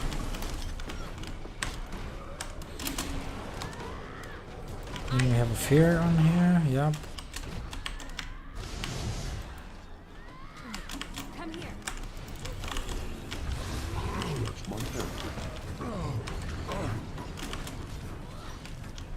Didn't scratch shit.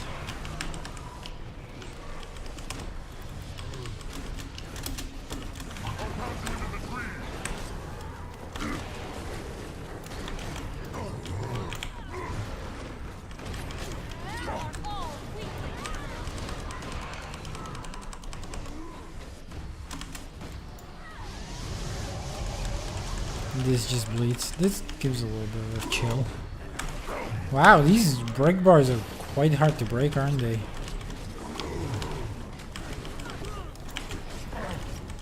Even till this day. Good stuff. I mean, it doesn't finish the event. There you go. The event's done. Does it unlock the... Fear not, everyone. Lord Farron is here. Oh, look. Oh, it's God. Farron! The last person I wanted to see. Lord Farron, where have you been? We thought you were dead. Worried about me? You do care. I've learned the ways of the jungle, Jasmina. Conquered its dangers. I'm a new man. You've only been gone a few hours, Farron. When I heard Master Bongo's airship went down, I immediately set out to find him. He has to finish I do training. like that the Dear gods. The last dialogue time is I trained playing you, I lost deep an eye. into... I can't afford to lose another. If you want to make yourself useful, repair our defenses. We won't survive the night without them. deep into the cave. Unfortunately, it looks like the adventure is not unlocking anytime soon. Yeah, we would need to do another event. I don't really want to do that right now. We're gonna move on. Try to get going with the map exploration.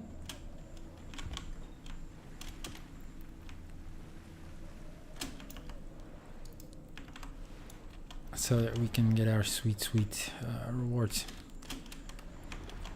Our necromancer chest. I'm gonna let these flash here though, by the way. I'm not in a hurry to pick those up either. We did loot 10 enemies. We cannot quite pick the astral points. We are full. So this is the Dust Dancer plateau. Don't know what that's referring to necessarily.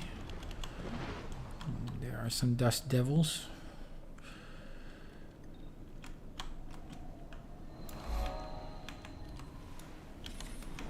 Another adventure, this one unlocked. We will try this one. See how well we remember it and how well we can execute it. Yeah, races. By the way, races are nice and all. I do like them as adventures, however, they are super easy compared to what ArenaNet used to do in the past. Here, flexing on us with their ability to do hard content in right around Heart of Thorns. Man, the raids, dog. When raids were introduced, these were like super hard. People were struggling with finishing these. It took like a week, didn't it, to kill the Veil Guardian for the first time?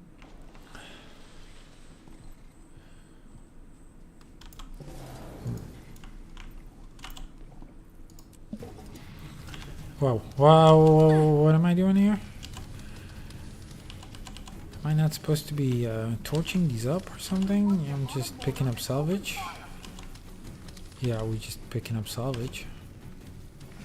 Okay, this is interesting.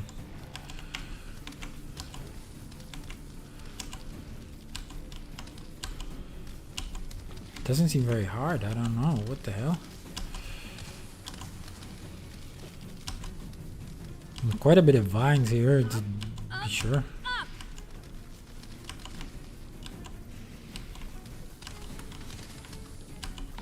Okay, no, this one is easy. I don't... Did it used to be harder back in the day? Okay, we will want to pick these up though. What a pleasant surprise. It seems. Gave quite a bit of XP. And nothing, of course. No luck getting that recipe piece. Let's move on then. So there should be, yeah, there's an adventure west of us. I mean east, sorry. We will try that one. However, it seems we're gonna have to be looping on the inside of the map in order to get more progress done with the exploration there. And yeah, it is quite sad that we will not be able to do that collection. I might want to consult Wiki for what it's worth. What am I doing here? I don't want the... Oh, I'm not doing the explode... What am I doing here? Fucking unexploded shots.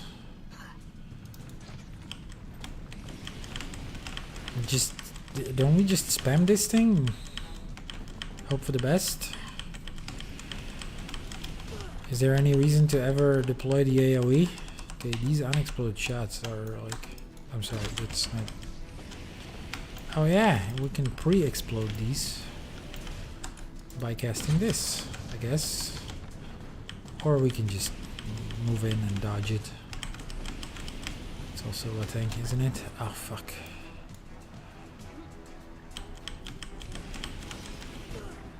Jesus. Giving me kind of a grief. There's nothing hard about this adventure either, is it? Except for the fucking unexploded shots. Okay, this one pre-exploded. Good. We're just torching our way through. Ah! Okay, we do need... What the hell? We need 75 for silver. Where's the rest of the vines? Where'd that go? Oh, there.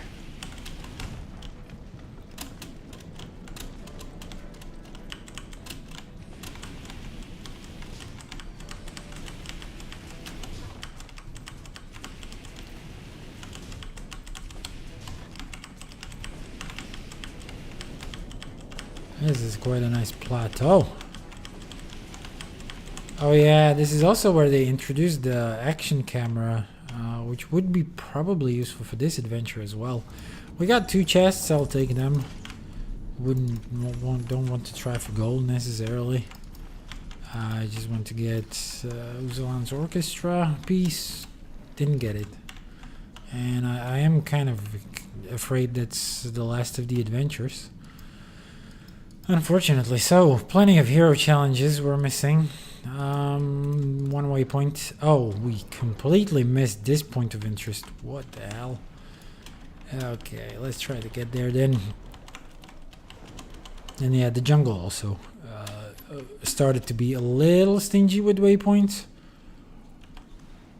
I mean, we can use the waypoint. Can we? Is it faster than flying? I guess it would be, but we'll get there in a jiffy.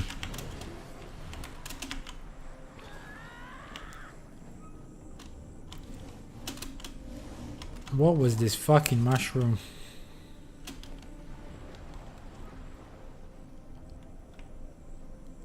When I take a mushroom, I expect it to go up. to take me fucking up. Whoa, no, no, no, no, you just did the hero challenge. Fuck you, mate. I'm going for it anyway. There, oh, hold on. Countless generations of wyverns started life here. Some of their innate energy pulses in the air. Okay, we're channeling the energy of wyverns. Okay, that was actually a good hero challenge, because the people here that abandoned it, they just killed all the enemies guarding it. So good on us. Coming when we did. I thought the people are leaving me to rot, and they were actually helping me. Oh yeah, this is the point of interest that's underground somehow. Don't quite remember how to get there, but we'll figure it out. Can't be that hard, can it? It's 5,000 units away though. Ah, there it is. Guessing that's the entrance. There you go. Fumarole Caves.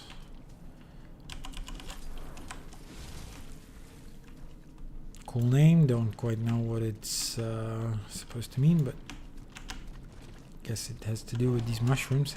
There's no way to get out of here? It looks like it. Okay. Yeah, see? There's a bit of this approach as well. It was right next to the point of interest too.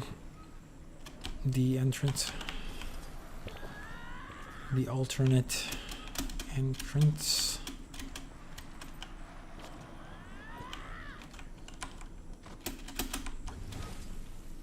Okay, so there's a hero challenge above us. I am kind of concerned that there is the one in the canopy. I will try to get that one first, for what it's worth, before going for the one below. But yeah, not only is it in the canopy, it's also difficult. Or is it just a veteran? There are a couple of hero challenges that are just veterans, straight up.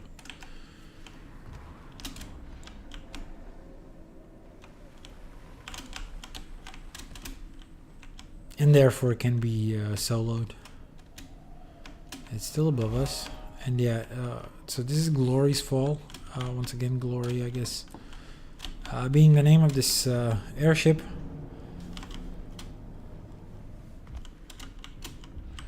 And yeah, there's a pile of guano.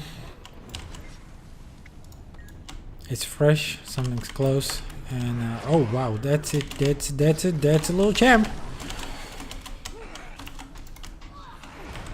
Luckily there's one more person once again coming to help us deal with this menace. Deployed tactical fear, man.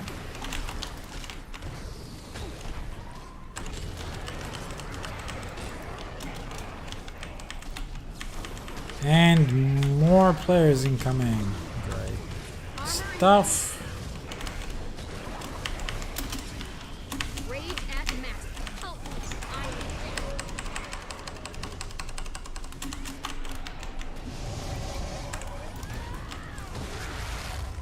Hot shit, good shit.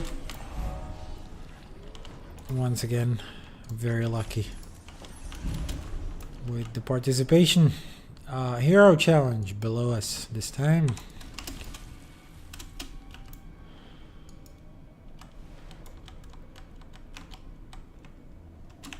There's also a commander doing, I don't know, they might be doing a hero challenge train.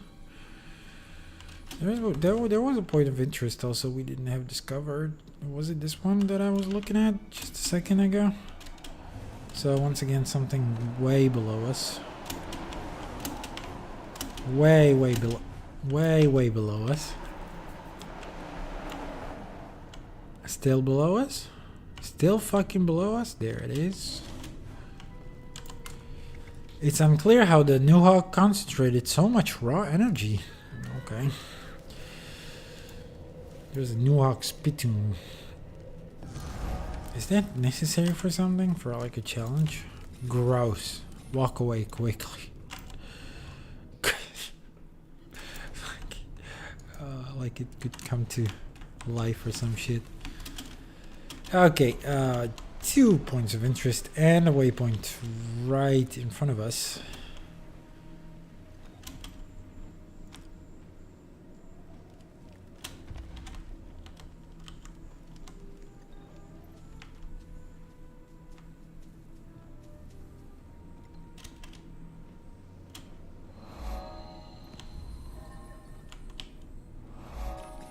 That's 7 out of 7 waypoints. We're good on those.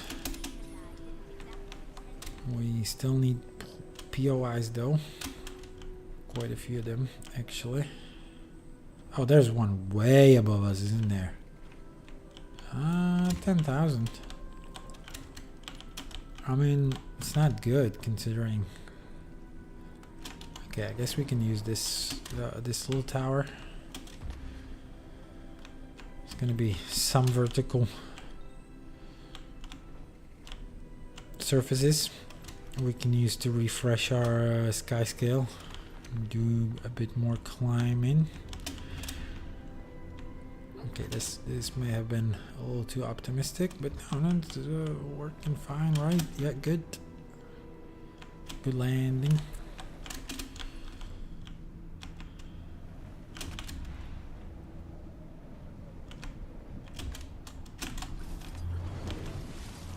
And the Matriarch's Perch, obviously referring to the boss that spawns here at night.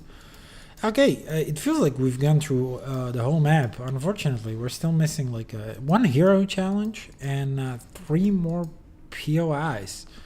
Now, those should hopefully get revealed when we mouse over them, because I guess we would have passed them. They may have been on a different level. There's one, see? Should have been mousing over the hero challenge. Okay. There's 1 point of interest. But where are the other 2? Okay, you know what? Let's get into this canopy. And at the worst, we're gonna consult the wiki. Again, it's been a while since I've done map comp over here. I don't know why I would be, you know, coming here frequently, but it is what it is. Okay, so the hero challenge is above us. It's in the canopy. On the canopy level, basically. However, the point of interest is below us. So let's start high and go low after.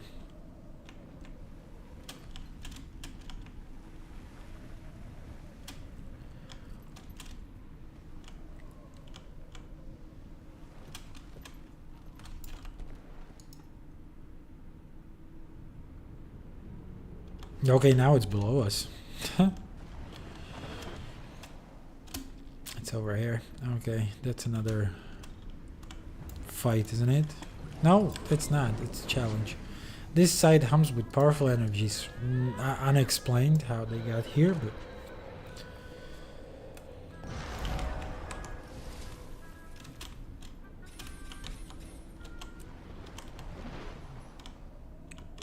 this little fucking jingle.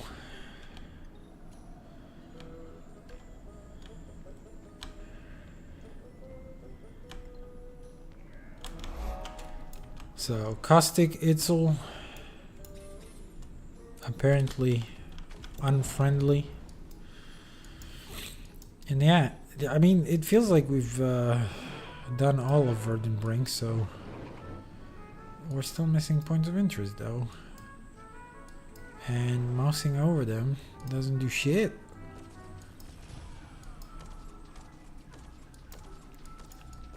It should do something at this zoom level now. Okay, but I've been everywhere. What is this? I'm losing my shit. Oh god. How do I... Okay. Just highlighted an adventure. I don't know why. How? Fuck off. Okay, this is gonna get frustrating though. I mean, there you go. Upper level. We're in the canopy. I would have sworn that it's here. Do I need to fucking consult the wiki for this shit? Really? 24 out of 26. We're missing. How did I? Oh, okay. This is cute. This is what highlighted the adventure.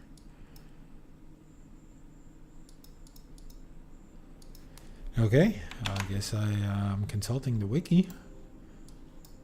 That is that hasn't happened for a while. Oh, there's so many of them too. 26 fucking points of interest. Oh my god. Okay, so apparently one here in the Doom Teeth. That's fine. Precarious Ruin might not be the best map to consult. Yeah, in fact, this is rubbish. Let me get something something a little more useful. The interactive map or whatever. Abyss map. Fucking great for showing me 3. Okay, there you go. So better. Oh my god. Is it split up into sky and shit? Okay, no, it's fine. Didn't we already kill that creature back in the caves? Precarious Ruin. Hold fast hollow. Like de-arm it, but as a twisted, blighted Golden balls. the others came from that tree to the north. These enemies Uh-huh. are stronger. They could overwhelm And us. 3, Agreed. We need to take down that tree. 2. How are we set for explosives? I think there's enough material lying There. around for us to rig something up. Then make it happen. There should be something by the Vista, which it is. Also something about the adventure. There's one here. Help us And there collect should be, weapons yeah, so I 2 can points build of a interest bomb. here. There's one in Glory's Fall. That checks out.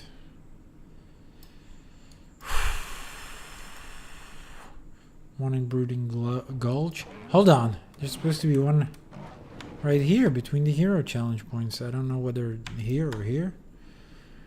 Then there's one here. One by the waypoint. That's fine. One by branches. Bugs in the branches. This is Temple of Amenili, whatever that thing is supposed to mean. And there's one by the adventure. I've got that one.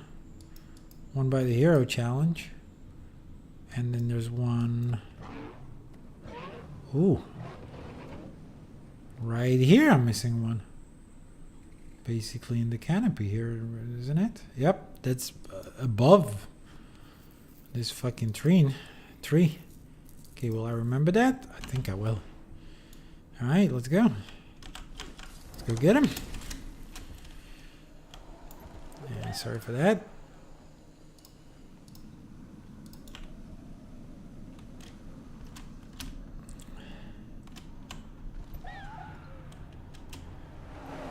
Wow, nightfall is about to hit again. Oh yeah! Last time I forgot to show you Sharur, didn't I? Unfortunately, I won't be able to do that on a necromancer. Not a class that can wield a hammer. However, okay, and am I doing or am I supposed to go above or below? I'm guessing above.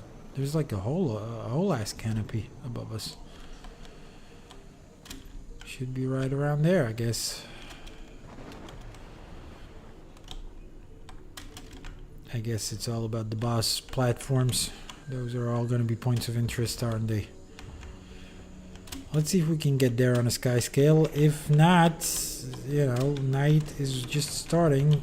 Might get lucky with this shit. Outpost progress is good. So we will get choppers. Damn, no, I'm losing height. Oh, thank fuck. No, okay, yeah. Canopy discovered.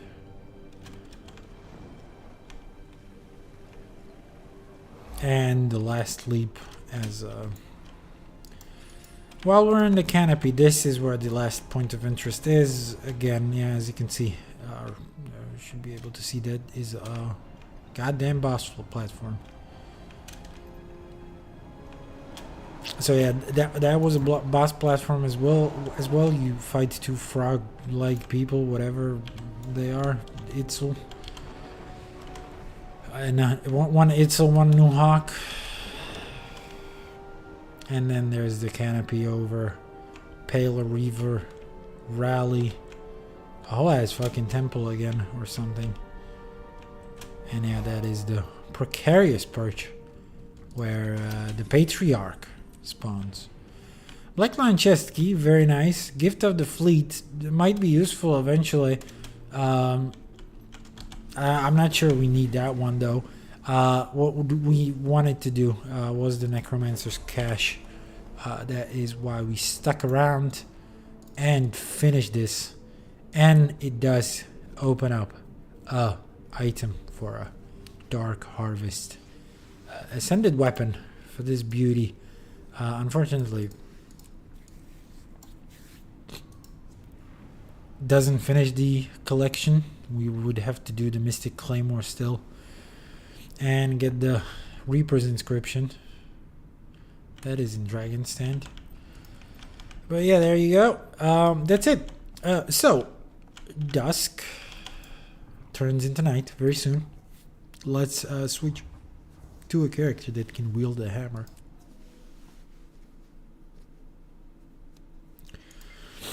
Maybe Morlun Rolor. I was showcasing it on who exactly last time? I think my ranger, didn't I? Does she still have it equipped?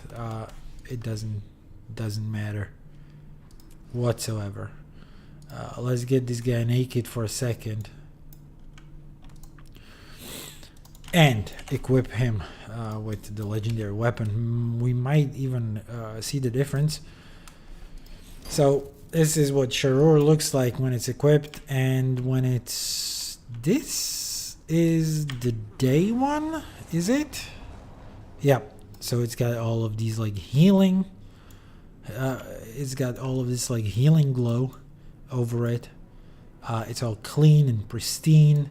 It's got the artesian waters, right? The ones that would eventually cleanse ore. And of course the footfalls being little splashes of water and actually some kind of like seeds or whatever they are. So it's quite nice. Clean, cute weapon. But within a minute or so, we should see a difference to this legendary weapon. It should change, and there you go. We've got that transformation in action. It just straight up changes into something quite a bit more evil. So the footfalls, I guess they change too, right?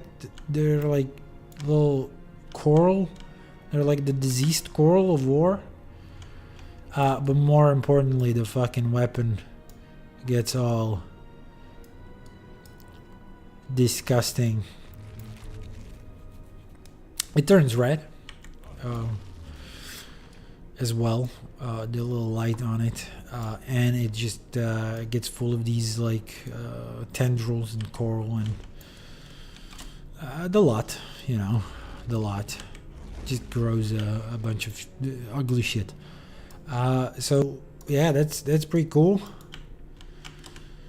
And then some of the effects, I don't know whether we're gonna see anything on a warrior necessarily. I guess not.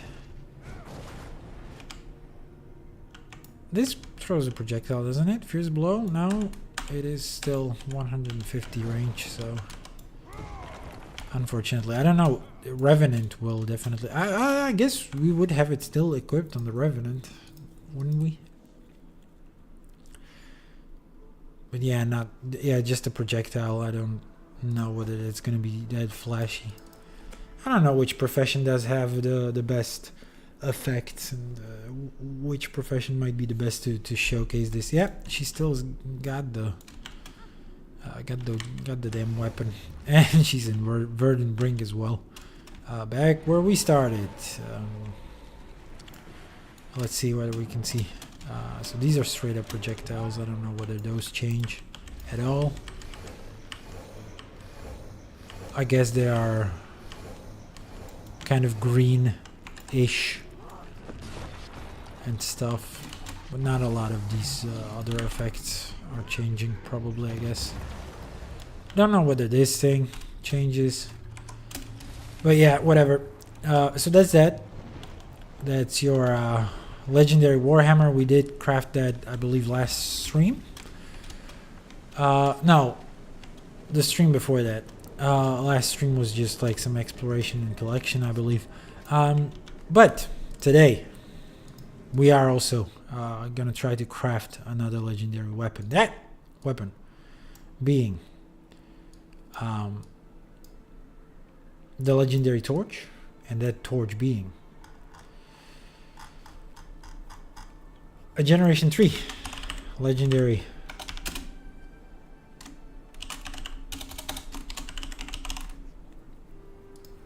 weapon. So that's Aurene's breath, and if I'm getting quiet, it's because I'm looking up the recipe for this.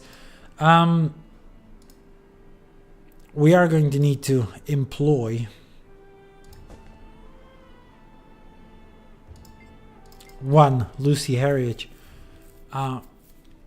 She is going to go, she's all equipped for it. She's gonna go to Kanta to buy something. She's currently in Escalon. She can loot the chest All here. mine. However, we will need to visit an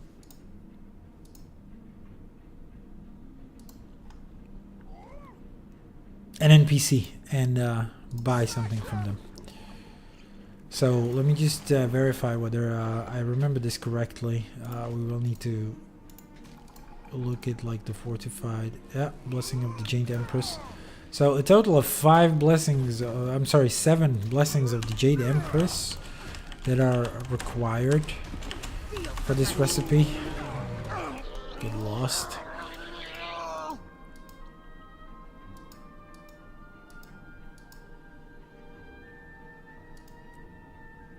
And that's the Shinjay Monastery that we need to visit and buy 7 of these blessings. So that's... I was wondering what the fuck was up with the terrain there.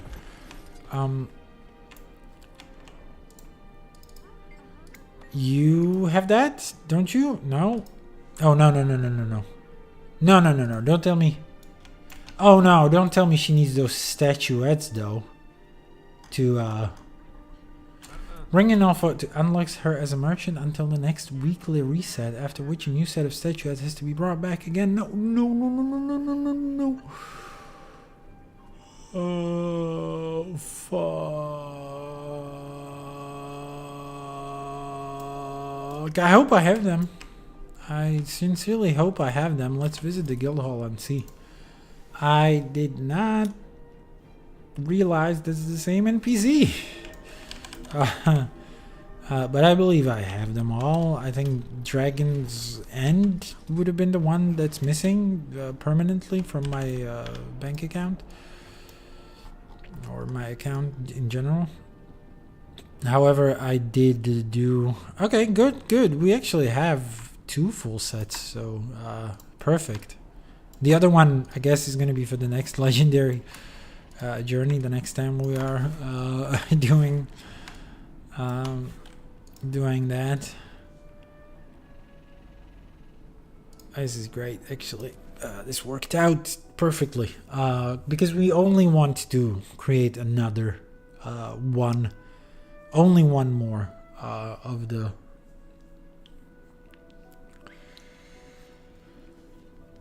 the generation 3 weapons. I'm sorry, getting a bit tired already. Okay, thanks for the info. I have these. What's up?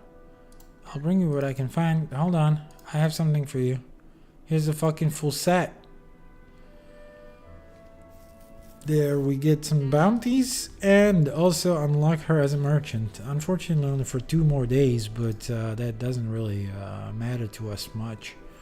We can buy a chair here for what it's worth, and more of these bounty chests. So yeah, but we're mostly interested about this stuff. This will drain our Imperial favors quite a bit too, unfortunately.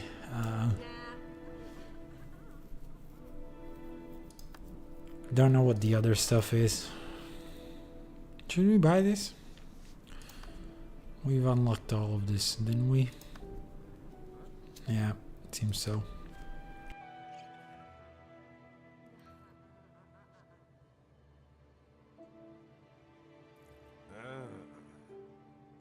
Alright, that's good.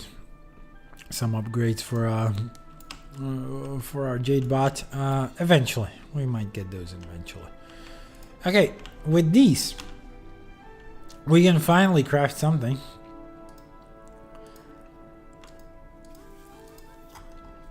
First of all, we can, and I guess we will be able to.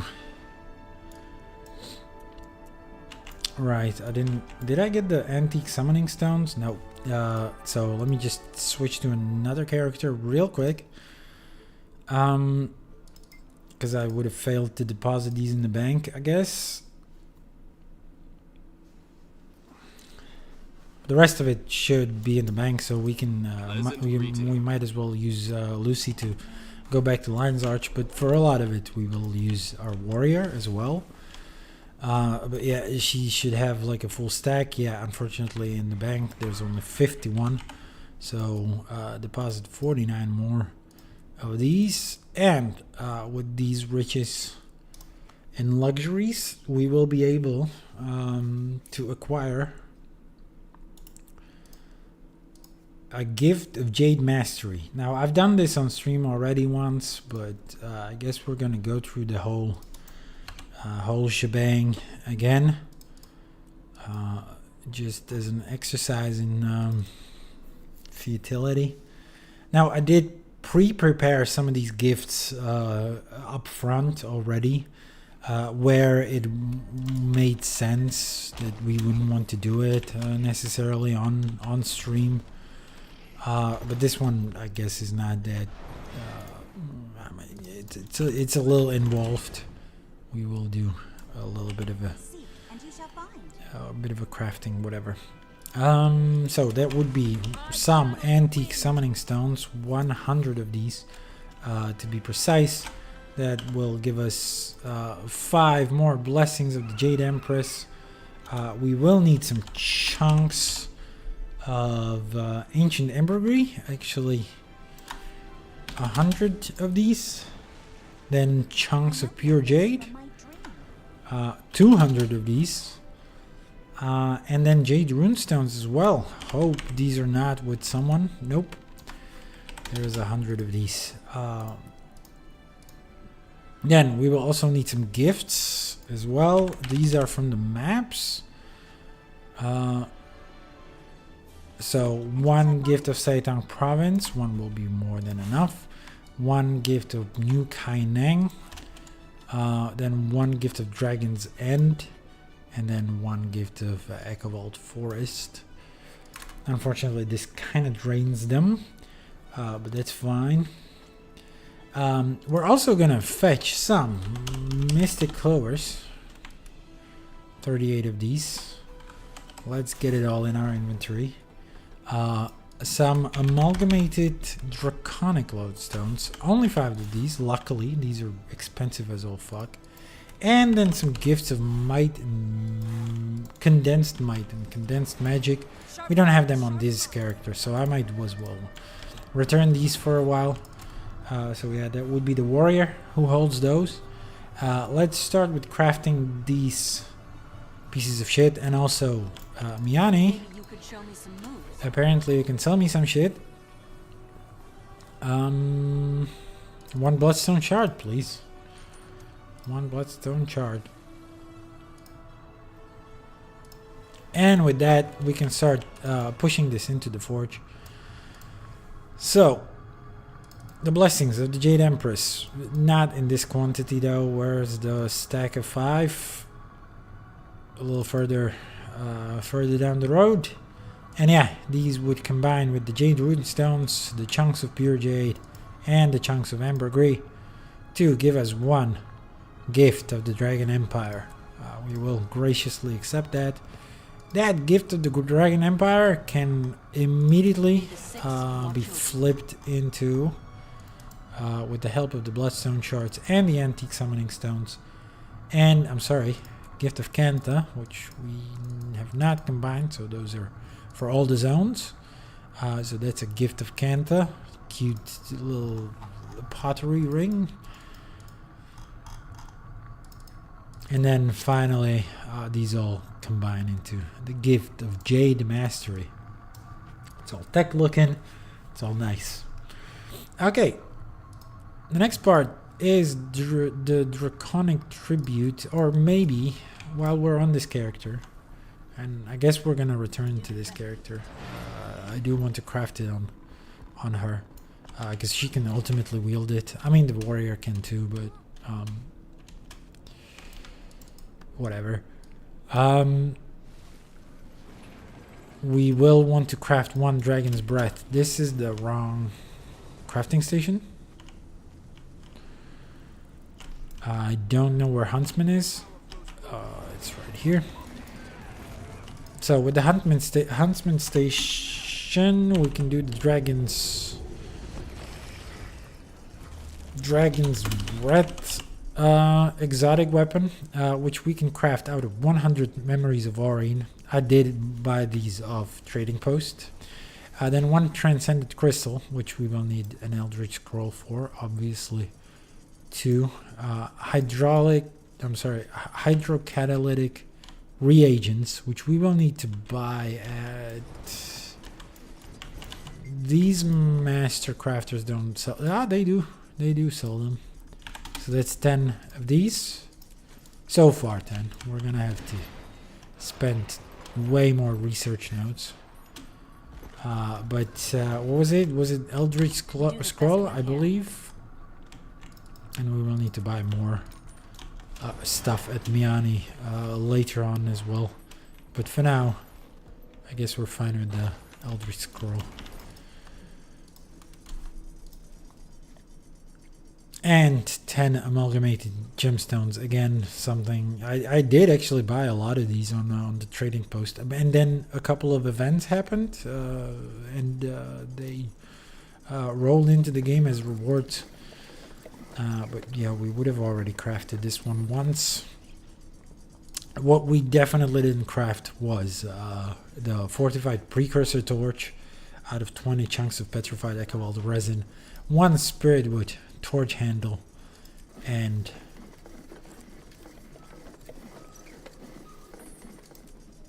that's it.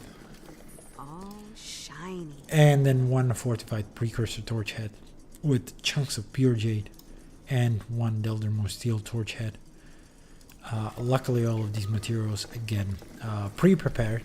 Some of these long in advance. And with that, we can do the Dragon's Breath. The Dragon's Breath, a precursor that can be sold on the Trading Post again, and goes for quite a pretty penny. However, we will unlock the skin and permanently account bind it by doing so. So just a preview. This is what it looks like. It looks quite close to the end result. However, we will use it later on as one of the 4 ultimate items for this stuff. All right then. Anything else we can do with our ranger right now? I guess we should be able to gather... Oh yeah, the Deltramore steel. Okay, we will actually have to craft as well the Deltramore steel torch head. So this one is not reinforced. We crafted a similar item just a second ago, but we will need one of these as well. to then combine with a sheet of premium paper. And I do believe, oh my god, we're gonna need Rax involvement. So I didn't say rat. I didn't say rat. I said Rax. Our elementalist, who will craft us a sheet of premium paper. Now, do we have crafting stations in Eye of the North? I do believe so. We did unlock those, didn't we? Or did I just never bother? No. It seems we do have crafting stations, but I need a guild one. That's true. I need to scribe this one up. Yeah, it can be bought on Trading Post for what it's worth, I believe. You don't have to craft it yourself. However, I can. Therefore, I will. Fired up. Excuse the mess.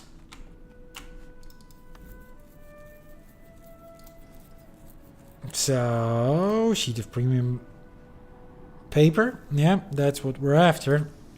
It takes just a few materials. Shouldn't be all that expensive on the Trading Post. Yeah, it's actually quite cheap. Still, why not use the materials when we have them?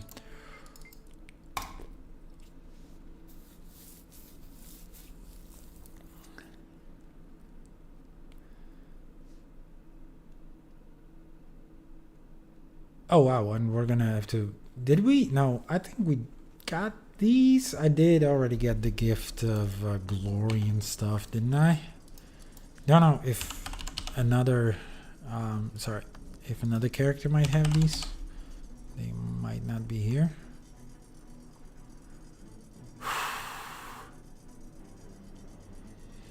Oh yeah, by the way, I might as well speak about it now that I moused over it. I did already buy the Legendary Weapon Starter Kit Set 5. Already opened it for a precursor for Twilight, which I'm not quite... I'm not necessarily gonna craft right away, but this is for Twilight. This is not even for Dusk and Dawn. You know, eventually I might craft this one for profit, especially this one, because this one is combined from 2 other legendaries, and I might want to unlock just the skins and eventually craft Twilight. But yeah, I did pick that one up, and for the first time in set 5, finally we've gotten the Gift of Magic out of that one, so that was quite the revelation there. But yeah, these ones were crafted once in the past. Oh, I wanted to leave these in the sorry, these are for someone else. No, hold on, wait, why?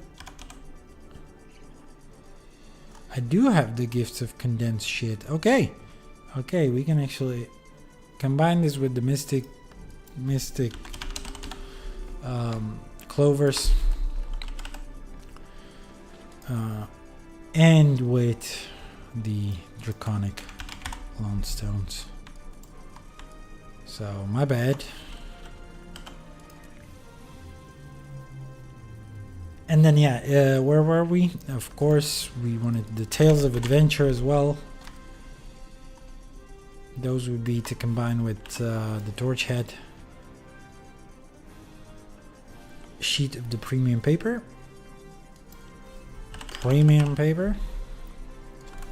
Single one. Quite funny. And a lamplighter's badge. So I do believe I bought some of these. Definitely haven't done this much pseudo map exploration. Otherwise you can farm them. And I might do that for, you know, just to have the profession boxes and stuff, but we'll see. So yeah, once again you can combine these. Oh shit, I picked up too few Tales of Adventure. Should have picked up 10, not a half, which is what I did, I believe. Tales of Adventure. No, hold on, there's way more. So 5 more. Act with wisdom. Otherwise, it was the correct recipe.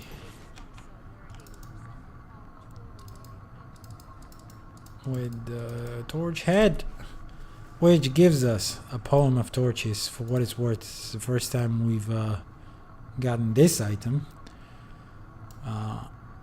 And then once we have this one, yeah, this one is the one that we're gonna fork over to our trusty warrior. However, what we can craft right now is the draconic tribute, Sweet. which is eventually one of the 3 items that we're gonna need.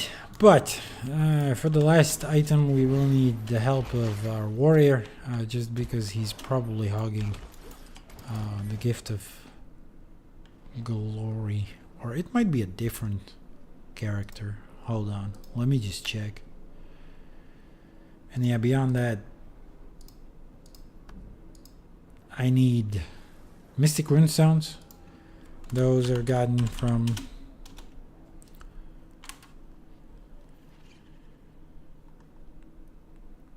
okay, gifts of battle, they're here.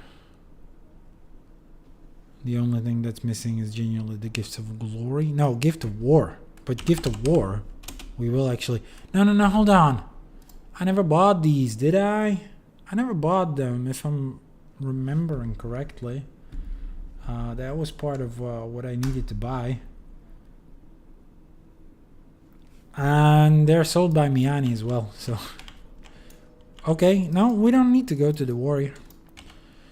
We can finish it. Okay, so, where were we? Poem of Torches. Mystic Runestones. We will need some thermocatalytic reagents. We'll, I don't know, let's grab 40 from here. Let's buy... What is it then? I don't fucking give a shit. Nope. Fuck. No. I want to be a leather worker. Wasn't that for a fee? Please teach me to be a leather worker. I'll deactivate armorsmith. Okay, am I a leather worker again? Does this cost anything? Switching like this? Okay, I don't know. Maybe we spent some points. Some gold. But it should say somewhere, right? In the map or something? Whatever. I don't give a shit about this stuff. Where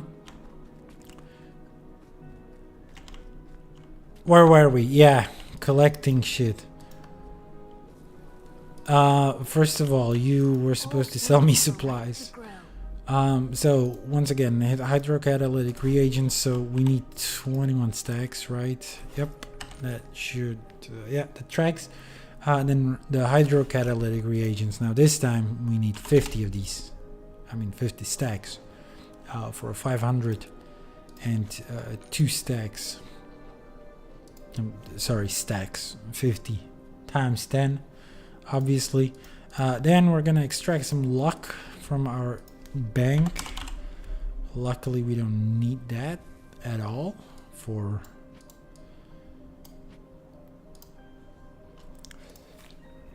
sorry, for raising our magic find.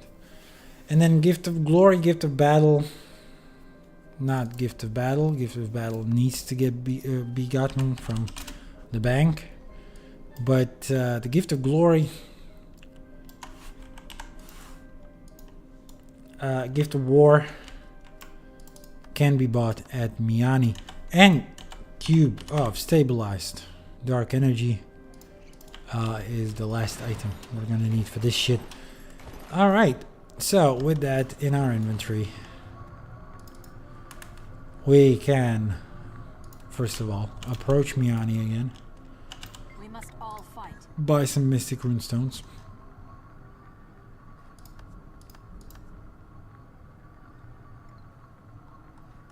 Don't know where those... Well, one gift of glory, please. And one gift of war.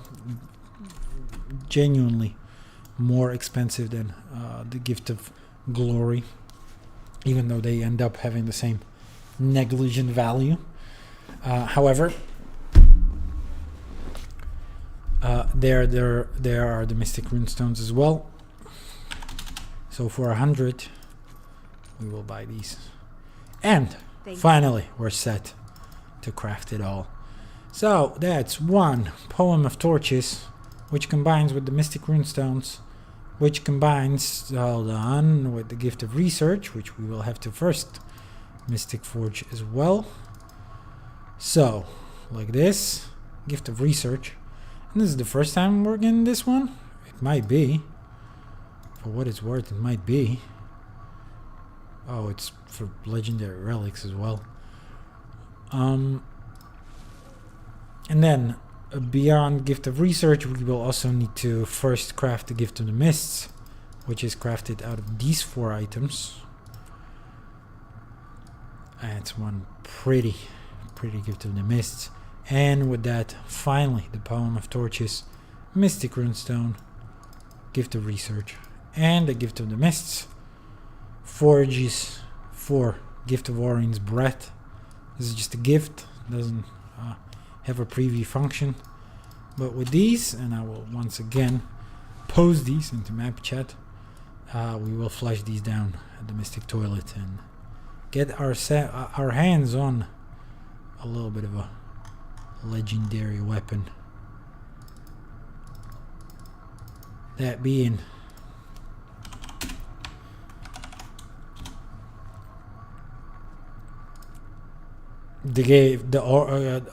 Aurene's breath. Now, Aurene's breath, once again, generation 3 legendaries are once again tradable, and they fetch quite a good price. And you've seen me combine some items, including the precursor that was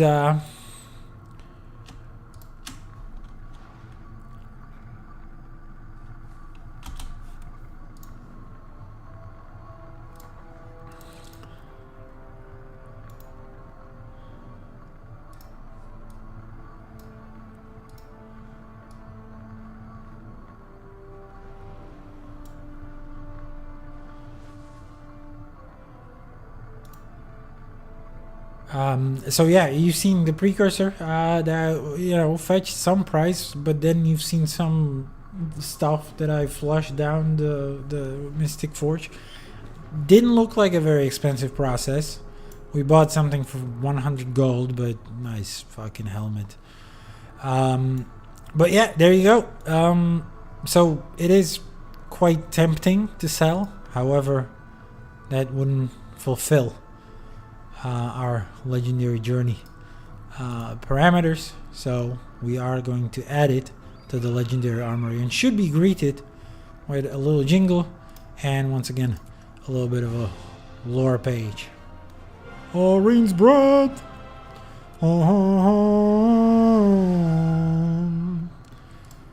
There it is. Are people who already have too much power the only ones who want it? Why do they think they need more? This can't be fixed with weapons or magic. It's just adults panicking or having tantrums. And there you go. What a weird text. I don't know. But there you go. Show PvE equipment. Fucking this armor, man. But we will replace. I guess. Okay. We can replace a torch with a torch. So let's equip it. There you go.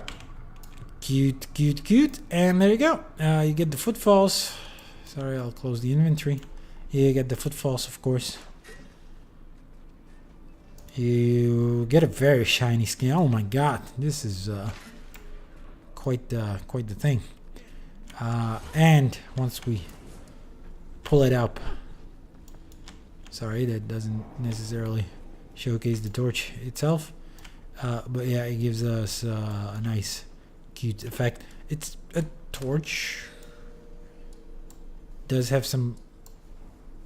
Well, it's not quite fire, but I guess it lights the way. It's shiny, but all Generation 3 weapons are pretty shiny. But I guess this one would be extra shiny. Now we can throw it as a ranger. We can throw it away, and it throws the projectile that looks like this. And then we can stab the ground with it, which gives us a normal looking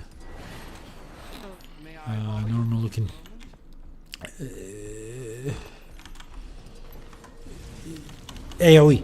However, we can try to take it out and kill an enemy with it, which would hopefully, or should hopefully, give us an effect as well. Because there are unique effects, unique death effects that trigger sometimes. So we'll see whether we can trigger that. And south of Lion's Arch, for what it's worth, is good because we can actually kill an enemy purely by the torch. Okay, but maybe there you go. So let's try it. And yeah, you've seen it. You see it? Sort of a Nike check mark right there. So let's just feed it some bleeds or something. Yep. Okay. Soften him up. And we'll see. Let's give him some AoE.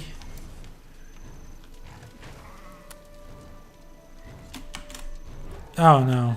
Didn't get to finish him with the torch. And we also lost the goddamn...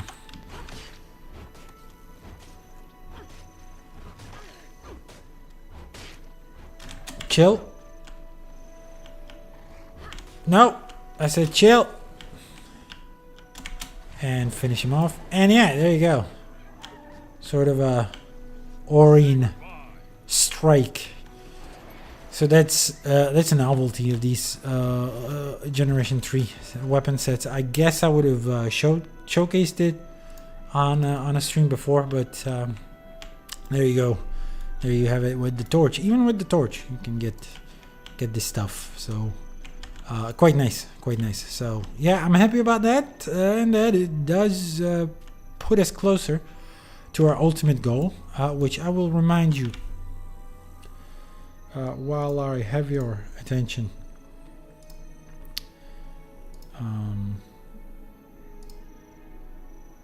I will show you on screen in a second.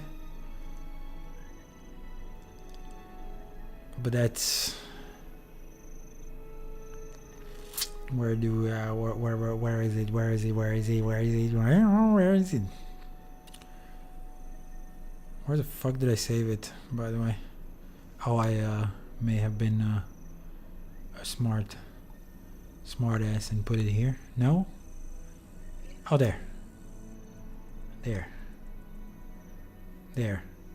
So there is our collection so far. I guess, do we have the torch here? Yeah, we already got the torch here. And yeah, this is what we're seeking. So we've got quite a bit of, and again, you can ignore these two. These two are not part of our goal. But yeah, we've got some 1, 2, 3, 4, 5, 6, 7, and you can see the Predator here.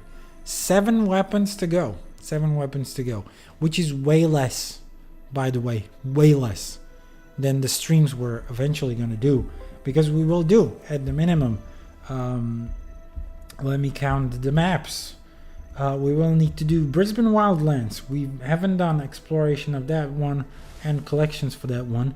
We will do Cassex Hills. We will want to do that one.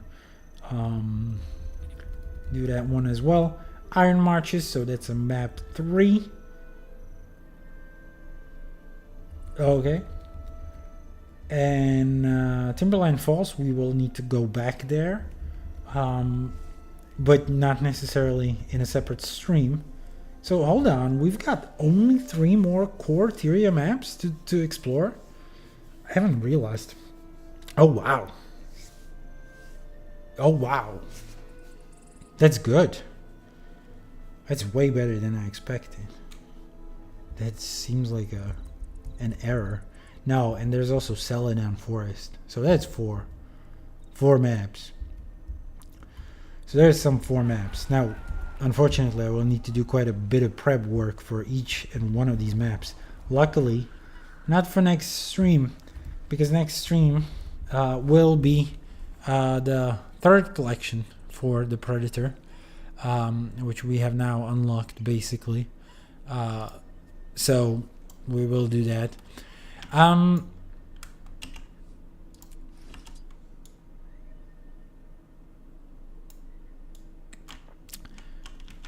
This is where I'll leave you. Next stream is gonna be Doom again, so get ready for that one. We will continue our 100% challenge run with the fast monsters enabled. And the next stream, as I mentioned or forewarned, would be continuing the Predator line. We don't have those achievements unlocked yet. We will need to open the chest of technology, which we may have done. We may have opened on stream. For what it's worth, I might do that yet. We will be using it right away anyway. But yeah, I will have to do a little bit of prep work for that one. We will need to do the whole second part of this precursor collection.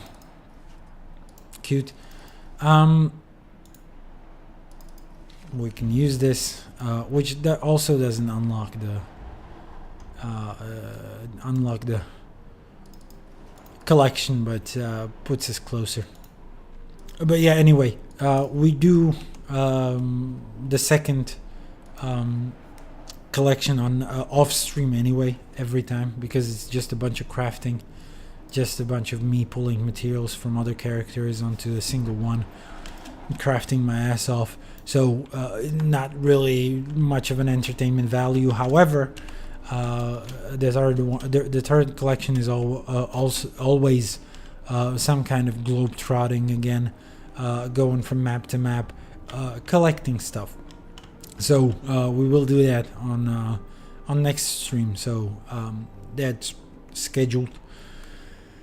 And we'll see, because I would like to do a story recap stream for the current story, of course, for what's been added to the game so far, but it's kind of contingent, and I would like to do that before the end of this 52-day period, which, you know, considering I would like to stream every week if possible, puts us somewhere, I don't know, this is more than a month, so we might do one more legendary journey, and then the next Guild Wars 2 stream after that would be the story recap. However, kind of an issue with that is I haven't finished the current offering from Jantier Wilds. I haven't caught up with, I haven't finished it. So, and I don't want to do a story recap stream before I finish it, obviously. So yeah, I will have to finish it on my own pace. And considering I need to do preparations for a legendary journey, it might be quite difficult. So we'll see. We'll see. It will probably be the Predator first, and then the story stream. Also, the story stream will take up a lot of time. Last time I streamed for like 8 hours straight or something like that, even longer perhaps. So I will need like a full day, probably on a weekend, to do that, to pull that off. So we'll see how it pans out. But yeah, for now, this is it. Not much else to say, except for perhaps I will post some links. Those links are in Twitch chat specifically. If you're on Google, on YouTube, you don't have to go anywhere, click anywhere. Well, I would like you to click on my Patreon. There is a link somewhere in the description of the video. There will be also a link to my Twitch channel if you prefer to watch live coverage on Twitch. there is this bit. That's the or sorry, there is a link from Twitch chat to YouTube,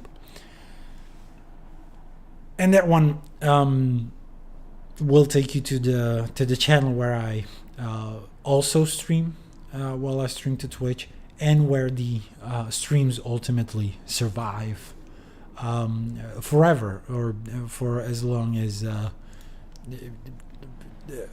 YouTube or Google feels like hosting those videos. So I would appreciate if you or if you did find some value about the legendary journey, do give some of those live videos or VODs as they are now, give them a view.